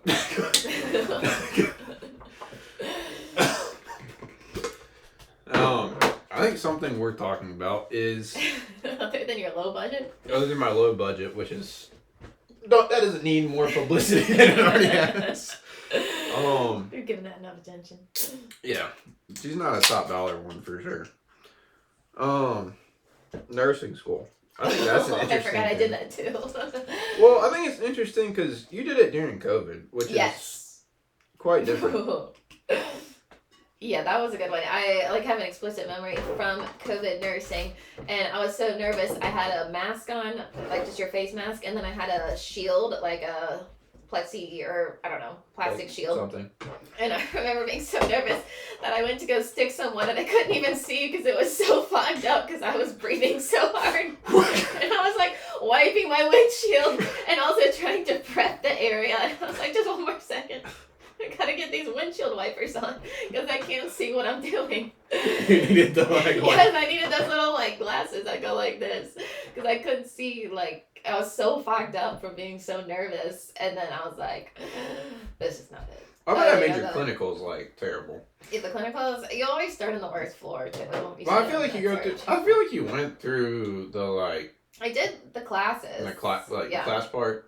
Really, the class part was fine. That was fine, and then it did get a little bit harder. Clinicals was a little bit questionable for how that was going to go regardless. I think I put in my resignation pretty shortly after clinicals. First month. I was like, oh, it's not for me. I don't really see myself doing this. Was that mostly because of just like personality or like? I think it was a lot of personality timing. And like. I was so young. I mean, I was 18, 19. I feel like it's a rough time to actually do it. Yeah, it's like you don't know what you want. You also like aren't thinking like you don't have. Well, I feel like the situations you get thrown into are probably not right. Yeah, yeah. You got to be kind of. You got to be on your feet, and I'm you got to be grown. Well, not only that, like the things you would encounter would probably have to be like more little life experience behind you. Wouldn't like hurt. Yeah. I feel like the 22. Like I have a lot of people I know that are nurses now. Yeah. Way different. Which, like, makes a big difference, I feel, versus, like, taking on at, like, 18, coming out of well, you're, like, 19? Yeah. 18, 19, coming out of high school. You know, like, yeah. What's the worst thing you've really seen? Nothing. And then, like, all of a sudden you're thrown into, like, the medical, which can have its own. Yeah. Some very big challenges of, like, I did the accelerated program, so it was like 2 years versus I think most people. I mean, I can't like speak to like the 4 years because I like going to like the university. Yeah, like a university program. I think that's kind of not. I'm not gonna say pointless, but like, why would you do that? I mean, if you're going for economical reasons, do the 2 year because then your bachelor's is like paid for usually by the hospital. So economically, like that's why a lot of people go that route. But like the perk of going the 4 year route is I think you have I feel like it's gradual. You have a more gradual, and like you start with classes for a year, so it's like you know how to study, you know how to manage your time, and then they like trickle in clinicals. With the 2 years, it's like you're trying to learn. For me, I didn't know how to study because I came out of high school and it was very hard, and it was like all of a sudden you got to learn how to study, manage your time, like also then tackle on all these other things of like real problems with people, and like real stressful situations. So it's just a huge learning curve all together in like such a short time frame that there was I mean there's still like I look back at it, if I had like kids or if I had a really bad job before, like if I graduated with a degree that I didn't know what to do with, like I can see why people would go in and just be like, this is what I need to do. Like, I know what comes out. Like, I know what my other options are, and they're not great. This is a lot better. So this is much better. But, like, I didn't have those reasons. Like, my why of Your why doing of doing this it was very low. So low, and, like, not to the point that pushes you through those really, like, challenging tough times. Yeah. So, I think that was another burden to, like, why I didn't continue. Yeah. I feel like it's also, well, I don't know if you thought about this at all, but, like, when I thought of like the medical path, especially like want to go like doctor route, you're gonna take like 10 years out of your life, where you're like extremely selfish, and that's like negative. It's difficult, but it's if you're like other pieces. If you want to start a life, like that is gonna be extremely challenging and probably not go well. I'm just gonna lie. Yes, you have to be selfish. Because like it's literally your 2 years, 4 years, whatever. However long you got to do your route to be selfish. Oh, I'd say it's longer. Well, if you're going nurse, for like med school, nursing. I mean, even nursing. I mean, if you're going, I guess that's if you're going to nursing, I mean, you have these 4 years that are coming out of your life. Like, you're not going to be able to really go do anything. You're not going to be, No. You're not going to be starting a family. You're not going to be finding like. Some people would. Some people would, but you got to be kind of crazy. Like, well, it's like, how does that go long term? Like, I don't know the aftermath. I only know I still drink. I don't know how it's working. I'm sure there's people out there, and it's probably not everyone. Yeah. But it would be extremely challenging regardless. Yeah. Just matter of fact. Yes. Doctor, nurse, whatever. Anything in that field of where you're going to have someone's life on your hands. And that's what it comes... I mean, maybe... I wouldn't think most people, but maybe some people are like, it doesn't really bother them. Or to me, though, that was the main, like, if I'm going to do this, like, I have to give... 100%, and you have to be 100% right. All my effort, like to everything. Yes. No, it's like I don't want to take that time out of my life Yeah. Like, even though at the end, I mean, you get, there's a reward there. there's a giant reward of like, all right, I'm getting paid. But at the same time, not only, all right, now you go on these 10 years, now the next, 20, 30, you have to be right 100% of the time, every single day you're in the office. Literally life or death. Yeah, literally. And like the implications, even sticking someone if that goes wrong with something so minimal like checking blood sugar. It's like, I don't know, it just felt so much was on the line. You read something wrong every single day. You're staying at 100%. I mean, you have to be on top of your game. Yeah. And it's like, all right, I don't know how you balancing a life with that. Very tough. Like, yeah, you it's sacrifice just a lot. Your family, your kids, whatever is in your picture, sacrifices a lot. That to me was my deterrent of like. Yeah. I also saw you. I got to see you do it like a year before me, which is always kind of a bonus for me. Yeah, of like perks of being 1 year younger. 1 year younger, I was like, dang, that did not go well. Learn from my mistakes, kid. Yeah, I took my first year of like. I did my first year in bio. Yeah. I did like biochem. I didn't think it was like, all right, it was hard, but like I could do it. Right. And it was never like a matter of I can't do it. Yeah. It was just more of like, after that year, I was like, wow. Yeah. This would be like extremely challenging to be like, that's when I started to realize like, wow, this would. Yeah. I don't know, like, I wouldn't have the same, I don't know if like the same outcome that I have now. Yeah. I don't know how that would have. I'm glad it came out. I'm much happier that it went this, like how my life is gone. Right. Because I just don't think I could come out of medical school and be like, going into like a position and be like intact. Of like, oh, I can manage a healthy relationship right now. Even though I've seen like thousands of people, like, maybe not thousands, but I've seen many people die. And like, hopefully not your fault. Maybe you get like. There's always, But there's always that doubt of like, oh, what if I, to me it was like, I don't want to live with that. No. And the other piece I realized during nursing school and transitioning into clinicals is like, there's not always a top answer. There's 3 things that might be applicable. So it's like assessing your patient and like their situation. And then it wasn't just, okay, they have this. Let me go follow this procedure. It was like, you have to accommodate everything they have.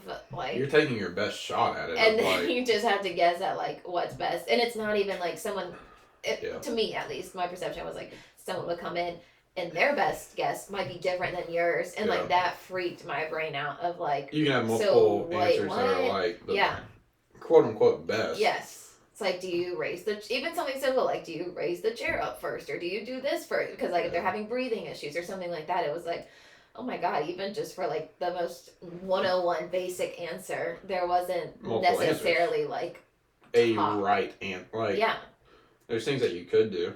Yeah. And it just like totally like freaked me out. And nursing had much more responsibility than I assumed. I kind of thought it was like doctor's orders and you just implemented them. Mm-hmm. And there was so much more decision making, like falling back on the same process, that I was like, oh, this is not working with my brain. There is a right or a wrong, and this is not meshing. It shouldn't be like a. Yes. Especially for life, like a life. Like I'm okay to blur the areas if it's not high stakes, like someone's life.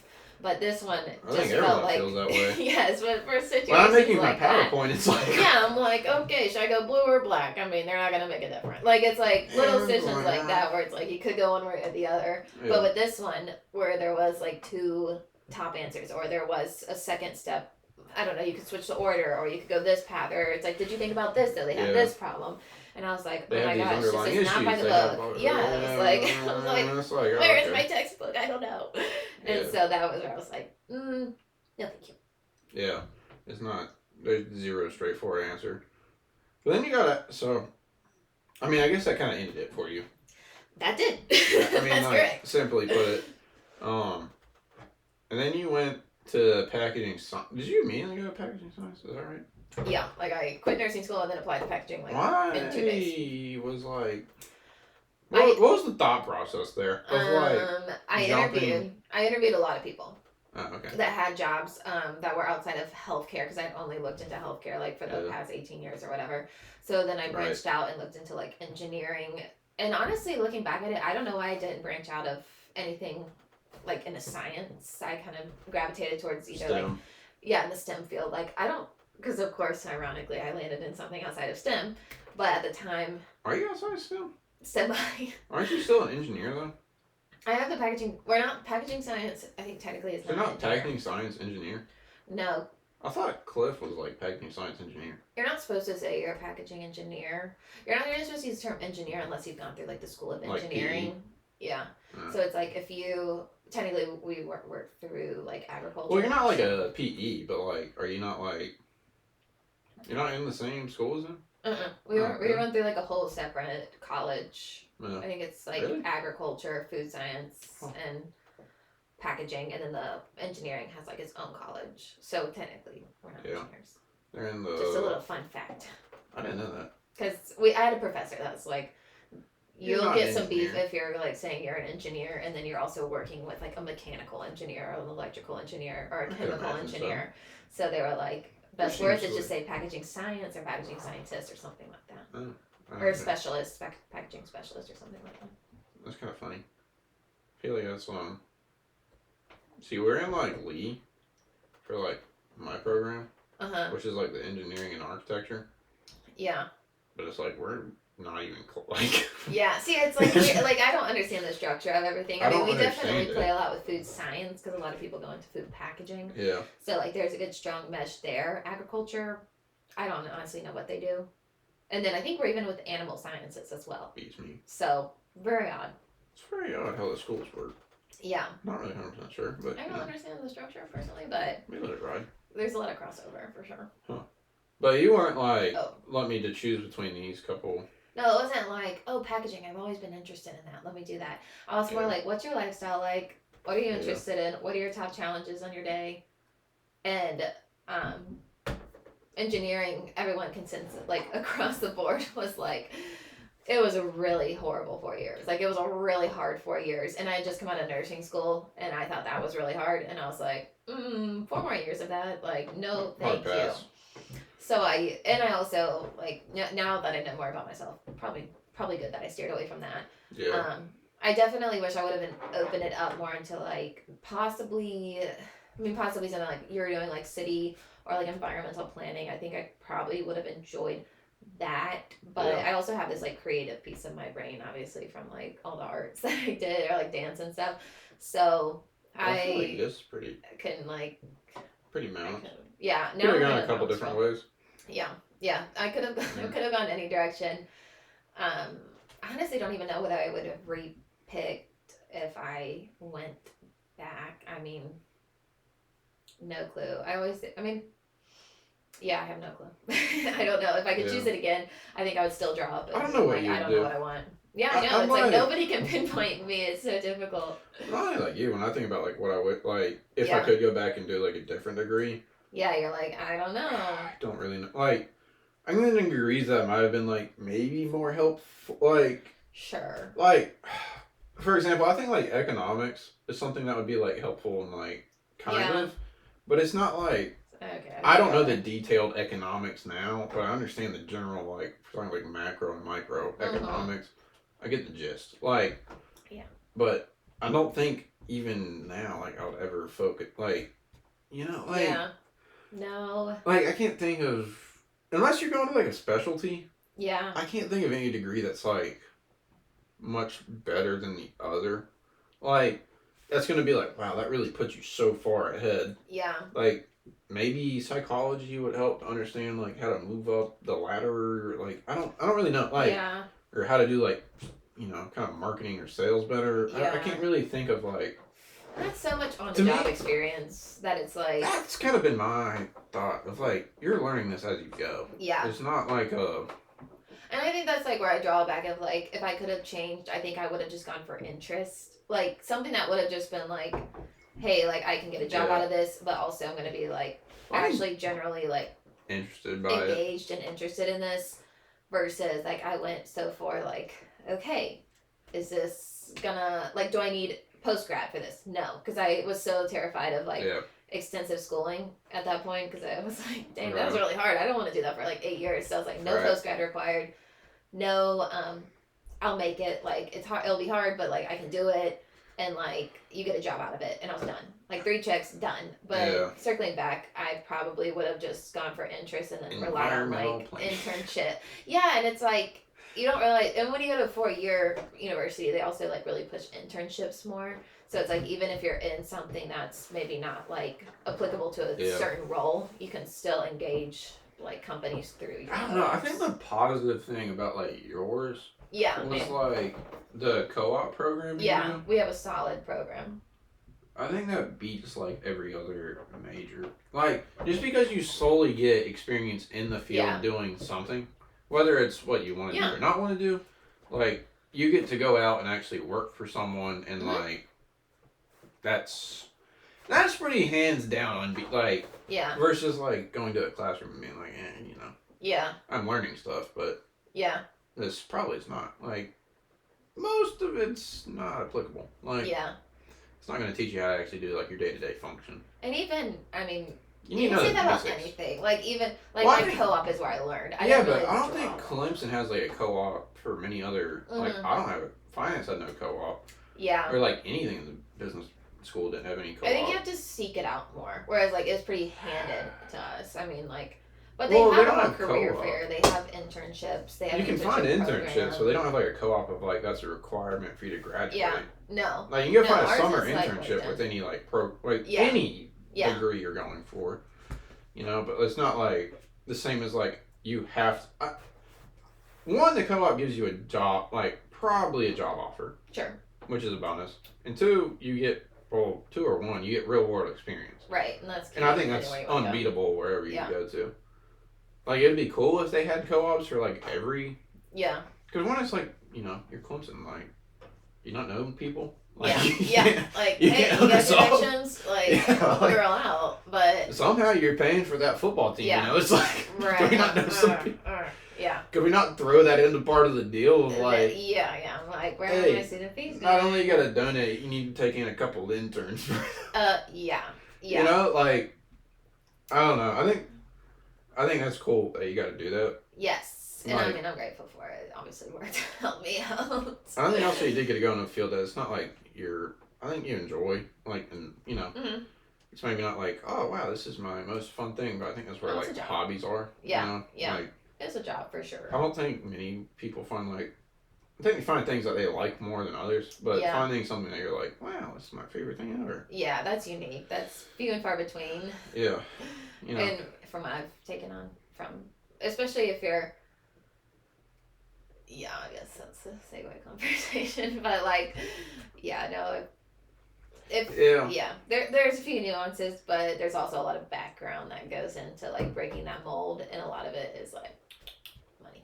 So it's like, Yeah, I mean, you're weighing your options. Yeah. I think that's for any person ever. Yeah. It's like, what was my, And just like, I guess I meant like, also like, I don't know if you're, I'm not sure what I'm trying to say there, but. How much you enjoy what you actually do.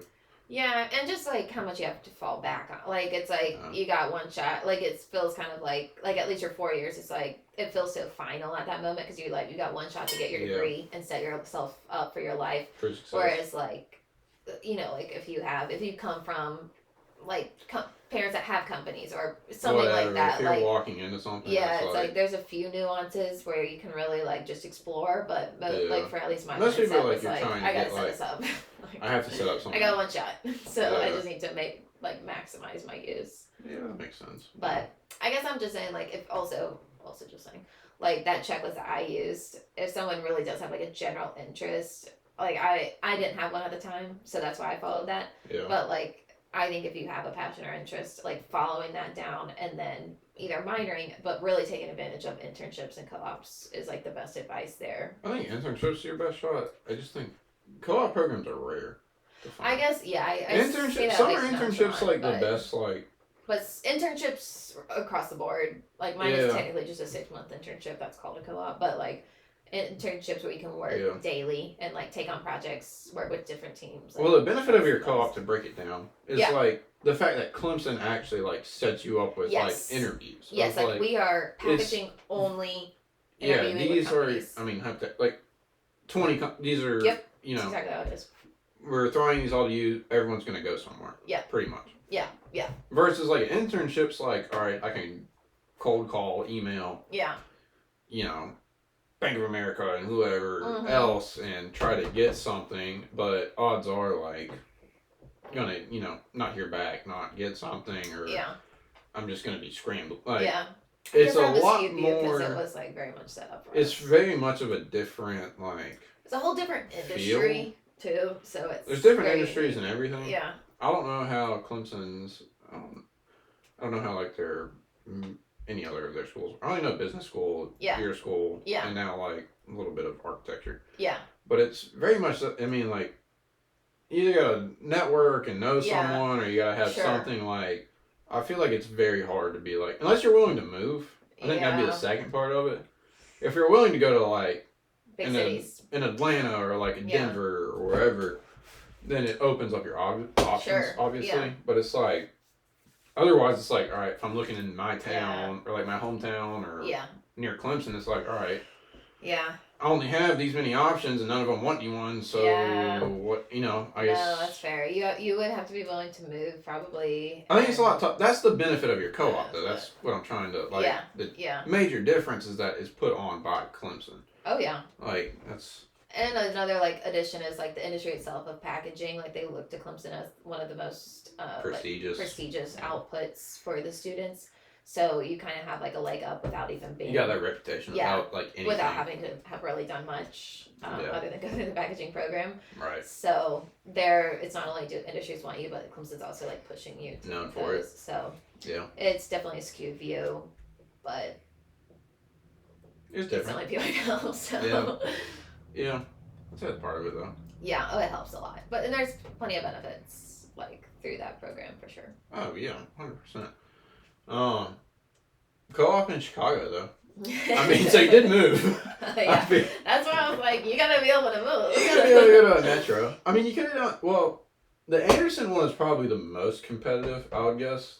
Like, because folks don't have to sublease their apartments. Right. You don't have to sublease. You don't have to deal with moving. Yeah. You just kind of can drive there every day. I don't remember what they're called. It's the medical packaging. Yeah. I don't think you wanted to do medical packaging anyways.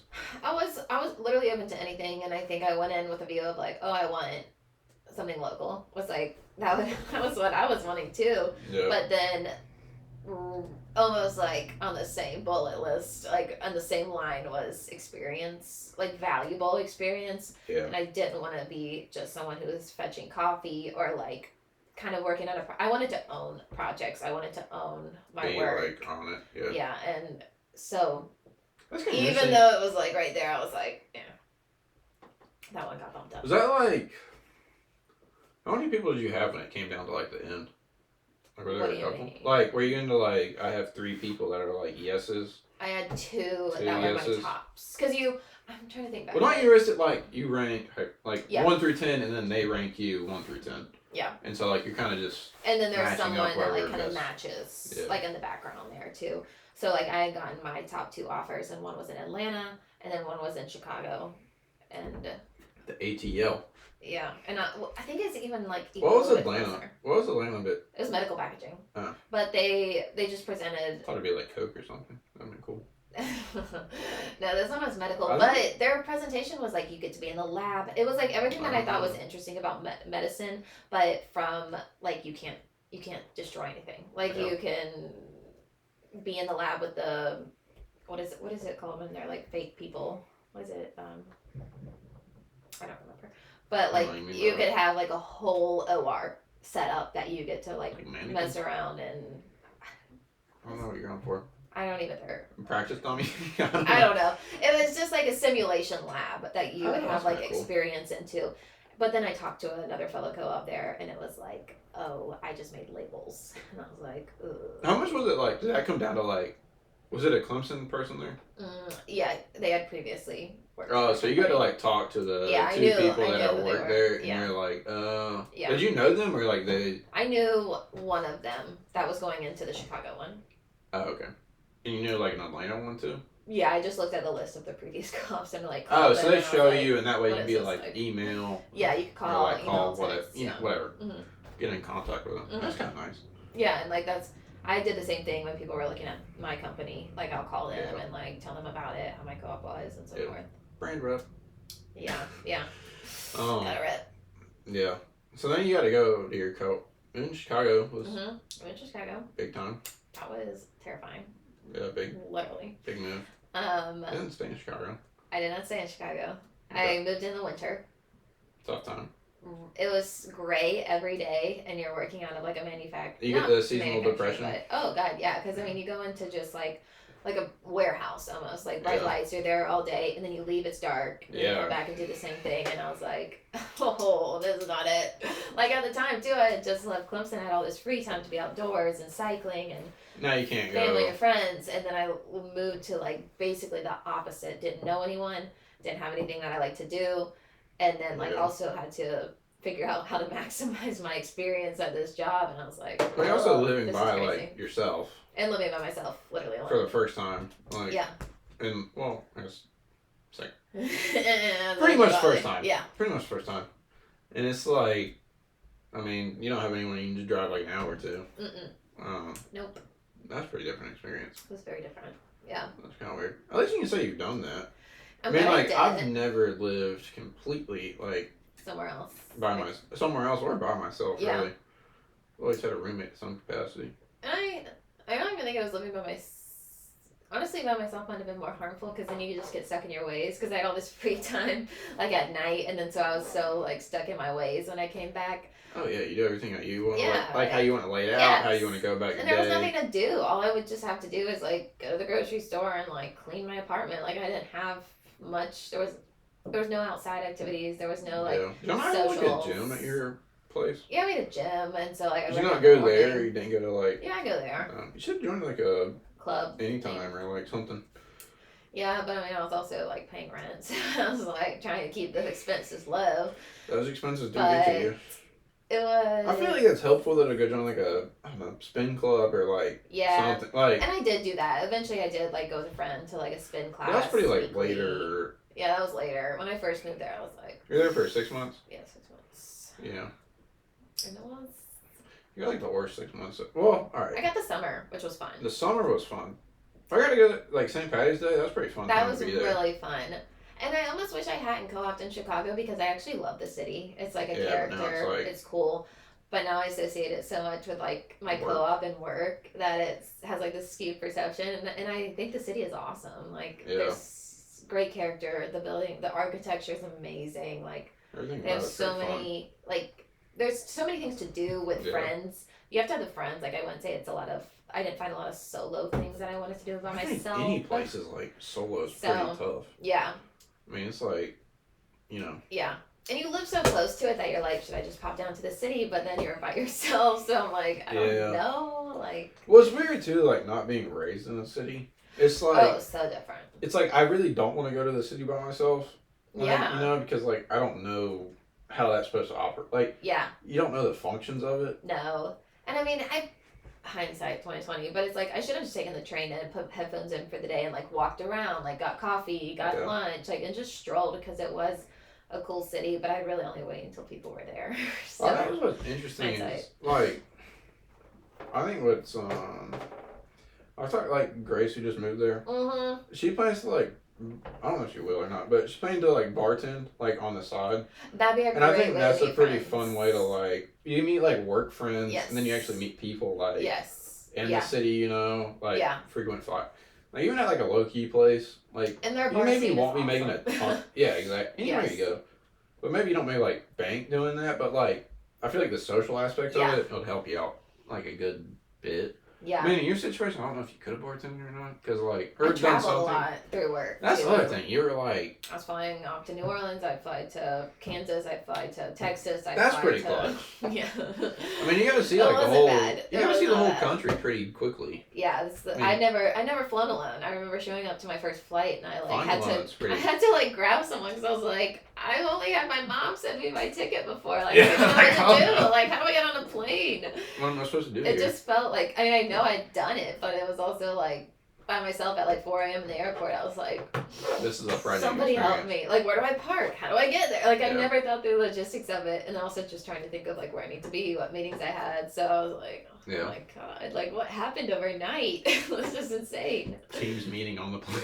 Yeah, and I was like, how do you get Wi-Fi on this thing? Yeah. I've never had to purchase it. I just listen to music. So it was Yeah. just a whole new experience. You can just go like AirPods, let me like zone out the whole flight. You have to actually work on that. Yes, and I was like, and I felt I was also like brand new, so I was like, must work meticulously. Like, cannot take any day off whatsoever. Yes, whereas like I'm sure plenty of other co-ops were not doing that, but like I just felt this like unnecessary pressure. There's probably a lot of co-ops that aren't flying to. Oh, sure, that's unique.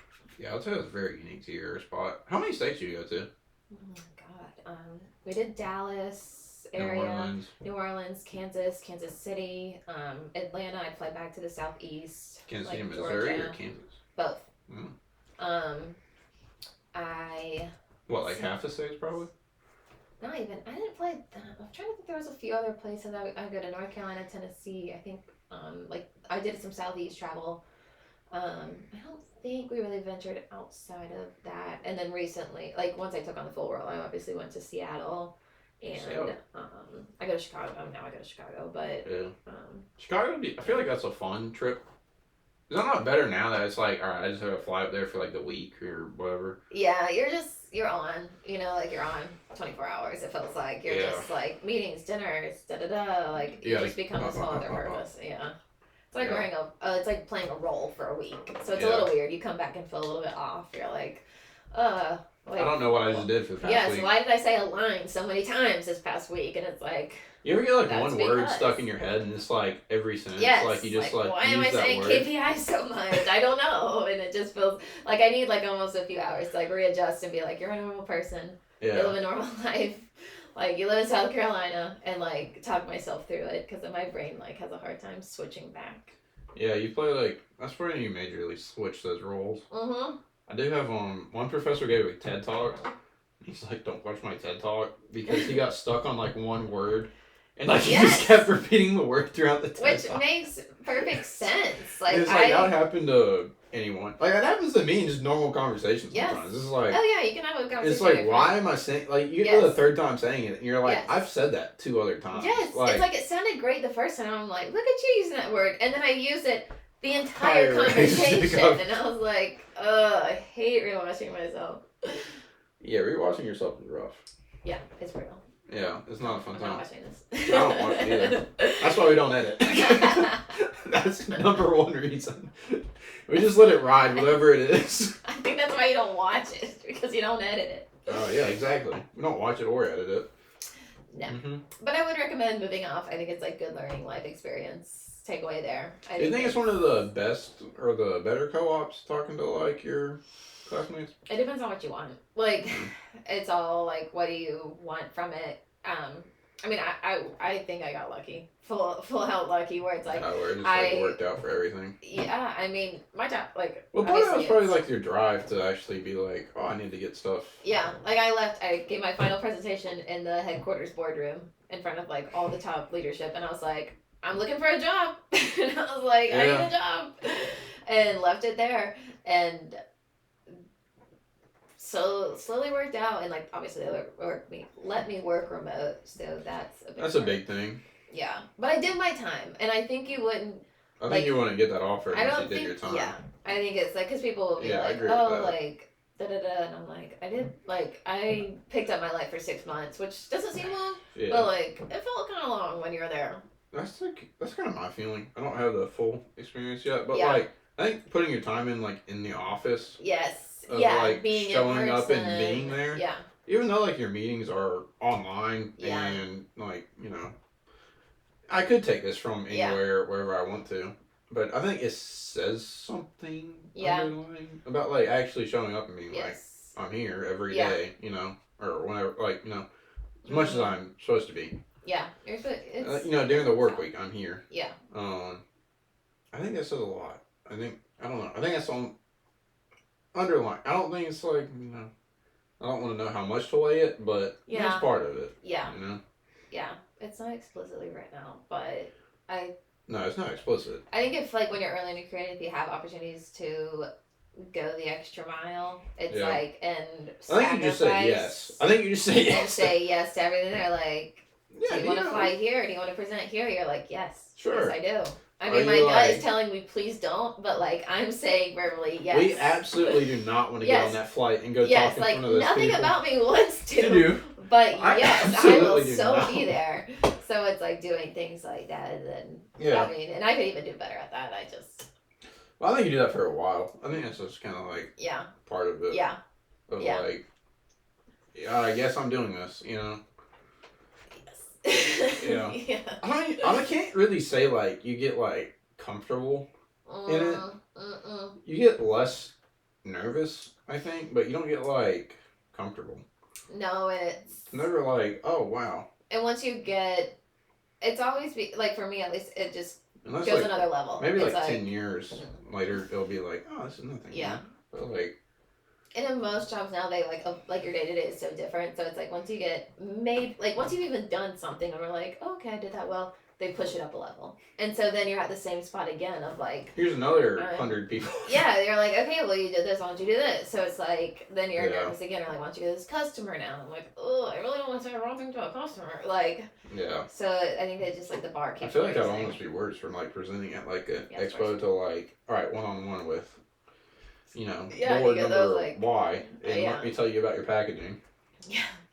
Like, great. Yeah, and then you got to change. Yeah, it's a whole situation. Yeah, it's not very fun. Yeah, no. I feel like it's almost like that's very much a worse step. I'd rather present in front of like a room where like, all right, you know, some of these people aren't listening. Like, yeah, especially when you know you're the most knowledgeable one on the topic. It just sucks when you're the least knowledgeable. The least knowledgeable. You're the one sharing to these knowledgeable people, and you're like, who put me here? Why am I doing this? Least knowledgeable is not a fun place to be. No, and you know it. It's like you know it in your brain. Yeah, I feel like there's no way to like really overcome that. No. You really just gotta be like, oh. You just have to be transparent, honestly. Let me defer. Yeah, or like, let me follow up. I just gave something where I was like, I'm supposed to be the owner of it, and I was like, you know what, I honestly don't know, but I'll follow up with you. And then I like contacted the support, and I got the answer, and I followed up. So it's like, instead of just swimming myself into a hole. If you start talking like BS, it's like, all right. Yeah, that's when you get into trouble. I think that's when the room like will turn on you. Yeah, because then they're just looking to catch you in the wrong. Yeah, then they're looking for you like misstep. Yeah, which is human. I mean, as soon as you like sense like a little nonsense, you're like, tell me more. How you feel about that? Yeah, I feel like follow-up's probably a better option. Yeah. Yeah. I would agree with that. What's so you finish your co-op, you come back. Yep. You finish school. Yep. Then you get an offer. Yes. Which is pretty big. Pretty big time. Yeah, you didn't look like other. Well, you kind of looked at other places, but not. I looked at other places, but at the time I was still. When I got my offer, I was technically still. I extended my co-op to work out of a plant in Anderson, for the same company, but a plant, just a manufacturing site. So I was like working there, and that's when I got my offer. So I was still like co-oping, and like my goal was I had gone through a whole co-op. I had gone through like another internship, and all my years of school, and I still didn't know what I wanted to do. Like, brutally honest, I was like, so many different pathways, like lifestyles, like different, do I just want to travel? Do I want to do this? Do I want to go work in corporate? Do I want to go work in a coffee shop? I mean, like anything and everything was on the table. Like, even with all the experience, nothing was like narrowed down for me. It was still all up in air. Yeah, I mean, like, I don't know. I wasn't much different, to be honest. Like, not big time. Yeah, you think it was like gonna drill it in. And you would really think that like the same position I was at the start of college. Well, you think like after 4 years you get like, oh, I have a lot of answers now, and it's kind of like I'm like I left with more questions. I feel with a lot more questions than like I actually got answered, and that's kind of the rough part. I feel like that's the hardest part of like. I leave with a lot more questions. Yeah, it's not like... And it's like the whole world opens up, too. So it's like... That's the other problem. I didn't drop any opportunities. I just added more things I might want to do. Yeah. But I still want to do all of these things. It's like, well, I have a lot of interest now. Yeah. But none of it's ruled out. Like, I still am interested in everything. I can technically do a lot. On paper, looks really good. I even thought, like, do I just go work at a bike shop? Like, I had a baby brother that's, like, trying to fix bikes for a second in college. totally up those up. But yeah. I was like, maybe it's my time to give that a good shot. Like, that was on the table. When else am I going to... Yeah, I'm like... Be a bike shop. It's a great time to go work in a bike shop. But at the same time, weren't you biking, like, actually, like, fairly... Like, you were, like, racing at that point. That was... Oh, yeah, during college, yes. I was, like, doing, like local So races. it's like, oh, I could go, like... Let me be a cyclist, and let me just go work at a bike shop, and... Yeah. And that, like... But that... And it's like, oh, that sounds fun. You know? I do hate that about Chicago because it really totally trashed my biking. That was the problem. Because you eat and drink so much and you don't work out. You don't like have teams or club. Like I didn't join them at least. And so like when I left for college, like I had people like we're like, hey, we'll connect you with this local team. Like, hey, I know this girl that races. Like, want to connect you? Like, I had things where I was like, if I had came back with that same fitness level, that would have been cool. Like, if I really dove into that and like probably bartended on the side or something to make extra money. Yeah. But like, that was a little bit off the table when I came try back. to go race like the state level or something, you know? Yeah, like let me actually reach out to these people and see where I could go. But see like what your peak could actually be. I literally like got dropped the first ride back. So I was like, oh, this is gonna take some work. I don't think I want to do that right now. Yeah. Maybe come back at 30s. Yeah, right, peak time. Apparently, peak time. That's I don't know. Biking, I don't know, that's a tough one. It's hard. She's brutal. The long endurance sports are pretty tough. Yeah. I mean, it's pretty hard to come back from, you know? Yeah, I had no clue I didn't know how in shape I was until I came back. Oh, and I was like, oh, you feel I guess I was like decent. Now I suck. Yeah, now I have zero chance. Yeah. Yeah, that was a pretty soul crushing moment. You're off the pack. You just see it fading in the distance. And the B pack was basically passing me at that. Like I was like, oh my gosh, what happened to me? You just see everyone going, and you're like, yeah, I got nothing. Like there's nothing in the tank. There was nothing in the tank. No, it's like your legs go or my lungs would go, and they both were gone. When the legs go, But even if once the legs are gone, if I know I still had that like well, energy, you have the lungs sometimes. Okay. My thing's the legs. Once the legs start to go, it's not really like my lungs are like out. It's more like I think it's like it's dead leg. Yeah. Like it's like I can't pick up anything. Yeah. Like I can't get my muscles to like go. Yeah. It's just like over with. No. The legs will go before like the cardiovascular like phase off for me. Like But sometimes once you hit both. Yeah. You're gassed. It's like there's nothing else to give. Uber. Yeah. I was like, where's my car?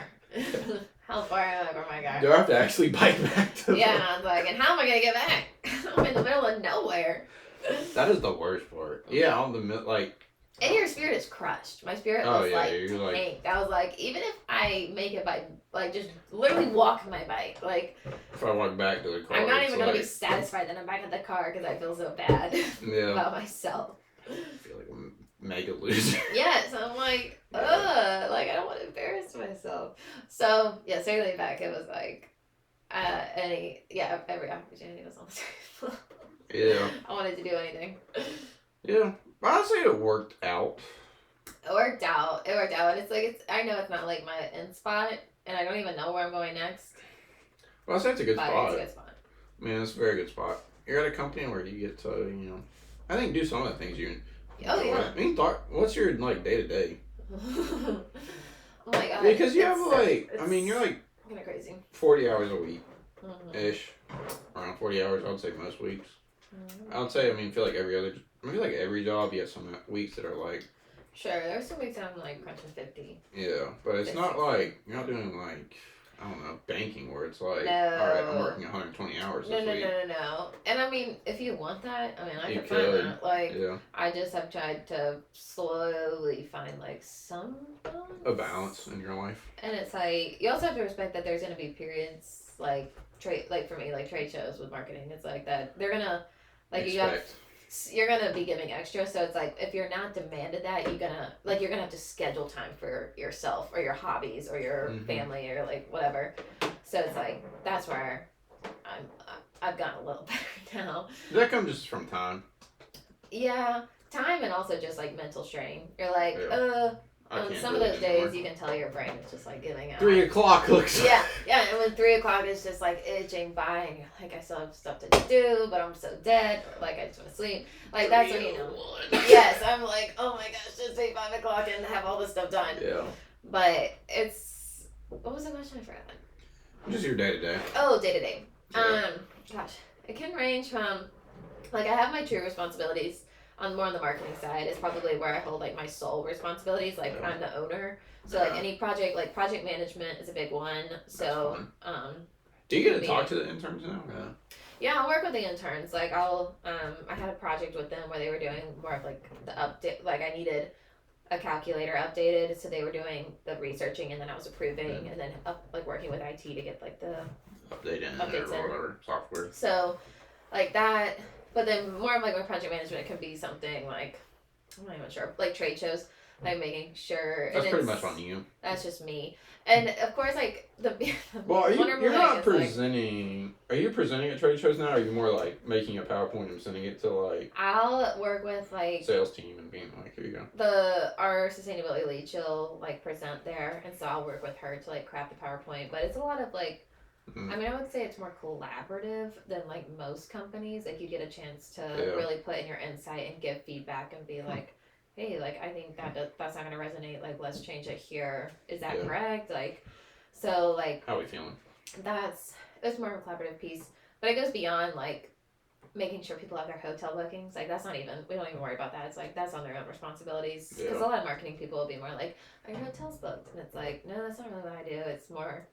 Do we have all the products on the show? Do we have more technical than like like, and I have to educate the team. Like not I have customer to get support. No, like I'll have to call up like a sales leadership member and be like, this is what you need to do. This is what you need to know. Yeah. Like if you get these questions, this is what our goals are. These are our KPIs. Like, do we get these? Like I have to convert the leads, follow up on leads. So it's like it's a little bit more than just like. So it's pretty entertaining. Yeah, it's not a passive like check job. and then just let it run. It's pretty like it's more like you're making the PowerPoint for the overall like expo or whatever it is you're presenting at. Yeah, like, you're breaking that. I wouldn't present, but like I would like. No, but you're making the PowerPoint for it, and then you're breaking that down into like a sub PowerPoint of like these are the points you need to be like on. Yeah, because we have like. But then, are you going up on stage still and like being like? I'm on stage. I just did one training, I'm on stage, but it was virtual. I did a virtual training on legislation with.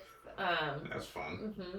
So it's like even though I'm in marketing, it's like I get the opportunity to like trail off on so many other adventures. Yeah. Which is pretty unique, but also difficult at the same time because I have so many teams I can support. So you get pulled in many different directions. You can get pulled in so many directions, and people are always looking for like the path of least resistance. So it's like. Oh no! I'm like, sure, I can do it. So they all like it's. Well, I think right now it's probably part of it versus in like 2 or 3 years. It's kind of like in a very corporate way letting me say no. Yes. Like let me defer. Let me defer actually to my intern. Yes. You can talk with them about this. Yeah. No. No, I'm not quite. I'm like basically the intern. You're one step above. You get the like barely. Intern level 2. Intermediate intern right here. Yeah, that's what I saw. I saw my title as like planning intern level 3. Damn, it's better than level 1. I was like, all right. Didn't know I was that high up. Yeah. I didn't even get leveled. Yeah. Well, that's how all of them work that way. It'll be like planning level 1, 2, 3, and then you might go to like PM 1, 2, 3. Oh, so you like work through a section and then move on to the next one. And then you work to like the next one. Most of them work that way of like it's like I guess like skill experience level. Yeah. Kind of basically what it's to give. Yeah. Of like that way you know. But it's kind of different versus like public private, obviously. Like private 1 might be equivalent to like a public, you know, full like 4. Yeah. Like it's just different. It's just different. But it's to give like a rough idea. I think that's my interpretation of it, is like it's a rough idea of like where you're what you're at. Yeah, we didn't. But it's just being like you're a project manager. You know, it's like Yeah. Ours is like my co-op internship slash internship experience was much different because it was almost like the world was your oyster. Yeah. So it was all about like self-starting and like self-initiating, and they did that intentionally to kind of like weed out the people that would sit in the back. Yeah. It's probably smart. I'm on like, their part. That's crafty, but I mean, it really was the intention of like. Do you now give like people a heads up? Are you like, hey? Oh yeah. I'll probably like be on your. You're gonna have to be on one. Yeah, I mean, I say it in a marketing way. I'm like, whatever you want is there. You just gotta take it. You say it in like whatever you like, it's there, but you just gotta initiate it. It's like, and I'm happy to help you. Corporate emails. It's in like a passive, like aggressive, like white girl format. It's like everyone types like that. Yeah, I'm like, happy Friday, folks! Exclamation mark. Yeah, throw an emoji in there. I thought that increases. That's good. They like that. That's happy. They love that. People love me. I love getting an emoji. It's so cute. Yeah, you gotta hit. I do a little checklist if there's something they need to do. Action item. Yeah. Check. Here's a little to-do list for you. I'm like, and while you're there. If you have some free time. Yeah. Oh, I don't even have that in. I'm just like, please forward. That's too direct. You gotta be more passive. I throw a check mark in there. Okay. I guess that balances and out. And a please and an exclamation point. You gotta add a please. I feel like a please is like. Please and thank you very much. You don't have to thank you. It's kind of rude. It's just like, do this. Like, I don't like regards. I don't like that. I'm like, what did I do to piss you off? I'm a big like best person, and then like. I like it. There better be an exclamation point, and there better be like thank you somewhere. I better get like a good morning or like something in there. It's like I don't like Madeline, comma. I don't like when it starts with my name. And it like it raised my anxiety levels. Like, yes, it's like we're only emailing back and forth. This is just me and you. I know it's me. It's like when someone starts a text with that. Yes. It's like. All right. I don't like that at all. Like, hi, Maddie is great. That's personal. I like that. But just Maddie or Madeline, yeah, I'm like... Well, y'all are on Teams also, I guess. Mm-hmm. So, like, you can only see, like, the first, like, couple words of it, like, on the sidebar. And so it's like, what's going on in the rest of those sentences? Yeah. Yeah. You're like... Madeline. I'm like... What did I do? I'm like, oh. Yes. I'm like... And I also, like, why? Like, I'm like, what could I have done? Yes, yes, I'm racking my brain. I'm like, oh. It's like getting yelled at, like with your full name, and it's like, what did I do in the past 48 hours? Yes, you're like thinking, recounting. I'm like, oh, maybe I should have worked a little harder on that. Maybe I did do something. Yeah. What did I do? You're like running through all the worst chain of events, like in your mind. And all that would be canceled out if you just said, Happy Friday. Yeah, just say something. I mean, like, Happy Tuesday. Yeah. I hope you had a good weekend. I literally sent Happy Wednesday one time, and someone replied, there is no such thing as a Happy Wednesday. And I was like, what? It's midweek. Hump day. Have you never seen the commercial? You don't know Hump Day? You don't know Progressive. Obviously, you don't have Progressive. Yes. Clearly. Or TV. That's probably one of the newer interns. They don't understand the 2000s reference. It was an old person. Oh, they've seen the Progressive commercial. They're capping. I was like, okay, I guess I'll edit that. Fridays are only happy. Thank you. Noted. Good note. Yes. Thanks for the note. Exclamation point. Smiley face. Or I face. should have been like, so and so, comma. Thanks for the note. Yeah. Regards. If you're in a Teams chat with regards, that's pretty diabolical. Okay, that would just be horrible. Teams chat is like one step above texting. Yeah, I get some like weird stuff comes over Teams.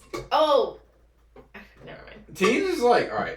I would type Teams and like what I'm thinking. So I was like BTW, like I'm gonna work on, and then I was like, I should probably type this out. By the way. It's like by the way, or like.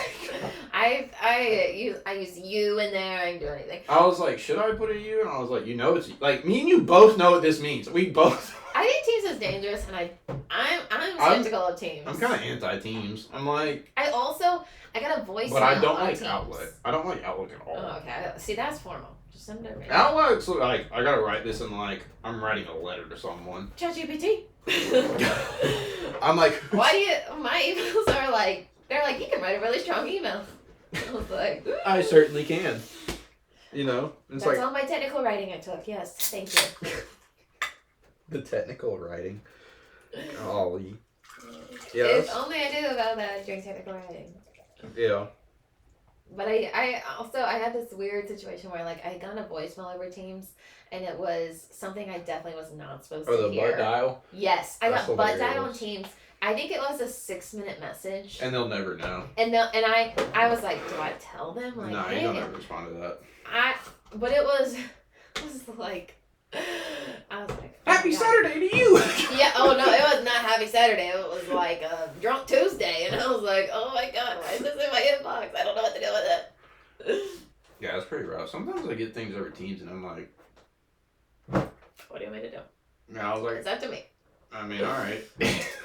My payment brand just like starts looking into it and I'm like, I don't even have access to this. And then they'll be like, not for you. Yeah. Like, you sent me into a I get asked to do something. I don't even have like the file. Yes, I'm like, I'm digging through all my files, like panicking, and they're like, "Oops, wrong person." I'm like, "Oh my god, why did you do that to me?" I lost 10 years of my life off of that one Teams message." My life expectancy just went down. You thought cigarettes were bad. The Teams message anxiety.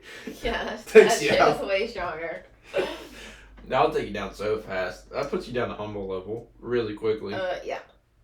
I just don't like Outlook. When I see Outlook, I'm like, Oh yeah, I disagree. I love Outlook. this is dangerous. I'm like, whatever I'm about to get asked to do on this is gonna be terrible. Okay. If you have a request on Outlook, but honestly, I like it better than Teams because on Teams I can like it will leave my brain or like it feels so minor. But like on Outlook, I'm like, this is a to-do list. Like this needs to get into my list.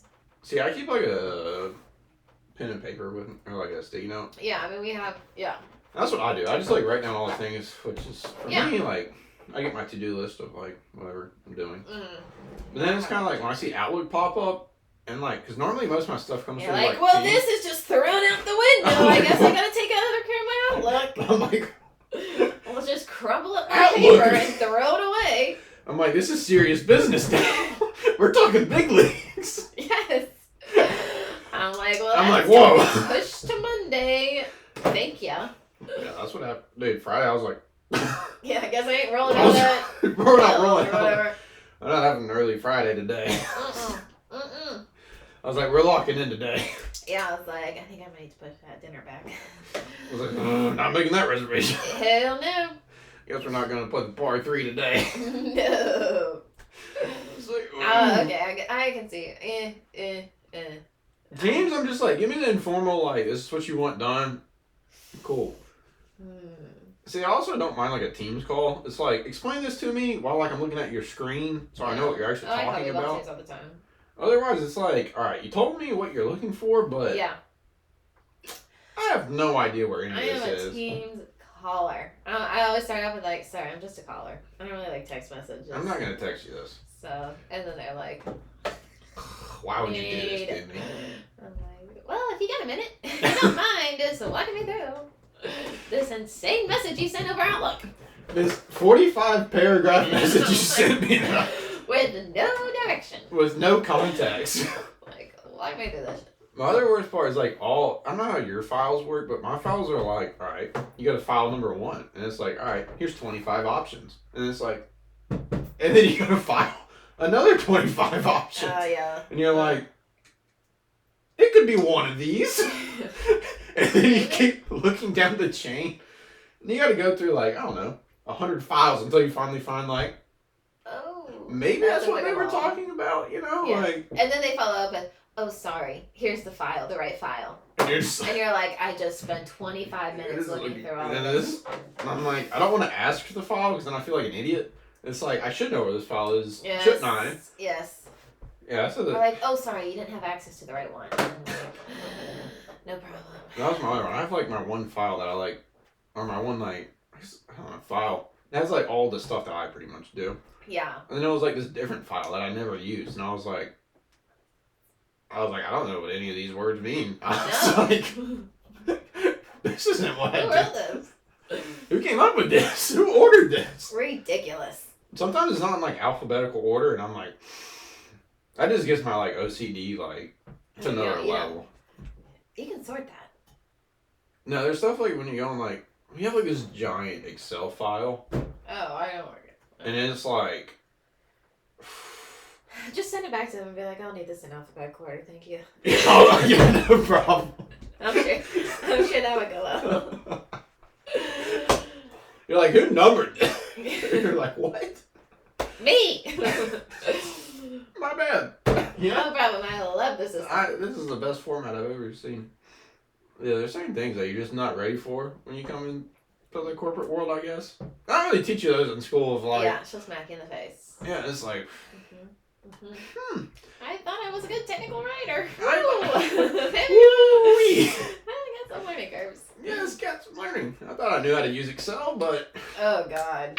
Guess I was wrong. Yes. Oh. Oof. Yeah, I realized pretty quickly my Excel understanding was like surface. I love it when it works. It's just like figuring out all the features through those YouTube videos. I'm like, I wish I would have learned this. Yeah, I watch a lot of like, let me Google real quickly how I could best do this. Some things I know off the bat, and some things are like, you want to do what now with that? Yeah, count if. I always gotta look that up. No, count if, that's not. Formulas aren't, remembering the formulas, tough time. You're not gonna remember what those do. I'm like, I know it can do this, but like, what I need to put equals like whatever. Yeah. Google. Yeah. Like, hey, I know I can do this, but how do I get there? Yeah. Yeah, we did that. I feel like there's a lot of times like, you know, fun time. Yeah. Ooh. No comment. No comment. How do you feel about that? No comment from me. Well, let me flip back to my friend here. Yeah, no, it's rough. It's a rough learning curve. I feel like also you don't really need to do like degree to like necessarily go into the corporate world because it's mostly like you know, it's like starting from I don't know anything. Yeah, you feel like it's like. Yes, you feel so smart after that final. You get your degree off stage. You're like, look at this, mom. Got a degree. Then you get your first job, and you're like, I might as well be a 13-year-old, like living in. I might as well go play with my Legos. Yes, I don't know. If I don't have the instruction manual, I don't know, man. I'm just as lost as anyone. You're telling me this, and I'm like, well, let me defer to my textbook here. That doesn't help. Is anyone else having an answer? Shockingly, they didn't cover this in class. Yes, I know. I'm like, I haven't had these complications before. Please elaborate. The worst thing is when software doesn't work, and you're like, is it me or is it the software? And for some reason, I've also become like the designated IT person. They're like, do you know how to do this? I'm like, no. Go to Google. And I'm like, no problem. You just, I'm like, look at my Google. I'm like, you just do that. You copy and paste the Copilot answer. Yes, I do. And I'm like, try this. It'll be really, like, I don't know. I mean, I might. Probably not, if I'm being honest. Like, I don't know. I'll give it an honest shot, but very slim chance. I got asked like a super technical question about how to do something, and I was like, that is a great idea. I'm gonna follow up on that. I feel like you should be able to do that, but yeah, that's what I always say. I'm like, there's definitely a way to do it, but I just can't quite remember. So give me. My software's having a slow day. I'll get back to you on that. Give me a couple minutes. Right now with the intern computer, I can really be like that because my computer's like. I had a temp computer and it was perfect. It was like it was not built for storage. I was like, sorry everyone. This beautiful file that I put together for this conversation. It's not gonna open for the next hour. Like I don't know. I don't know, guys. I'm sorry. It's trying its best. Yes. I mean, you know. Like, between my internet and like this slow computer. You're on the company internet. And they're like, we'll get you a new computer. And I'm like, no, it's okay. I really like my computer. It's normally not like this. It's just when you get a couple things like, going. It's just between the internet, the AC. Like, it's not having a good day. The clicking pen back noise in the background. I don't know. So I'm like. Are we going through a tunnel right now? Yes, jeez. Are you driving? I'm not getting your line. I don't know. It's just a day. Tough Tuesday! Exclamation mark. They're like, are you listening to music? And I was like, no. Because my phone's like on my Spotify DJ. Yeah. Do you go AirPods in at work? Mm-hmm. I was talking to Luke the other day, and I was like, one AirPod, it's not that deep, but when 2 AirPods are in, I'm blocked. It's like dialed. Yeah. That's when you're in. Yeah. I was like, that's the mode. When you get the 2 AirPods going with noise cancel, it's like... Okay, well, I ain't got that nice of AirPods. Oh, you don't got... Dude, do you have like the plug-in? Or you actually No, have I like have AirPods? AirPods. They still noise cancel. Which one? You don't have the Gen 2s? Hell no, my God. No. I don't even know what I have. You just have the regular, like the Gen 1s? Yeah. Lame. Yeah. You don't want to... They don't have like the customizable things. You gotta get the noise cancel. Changes the game.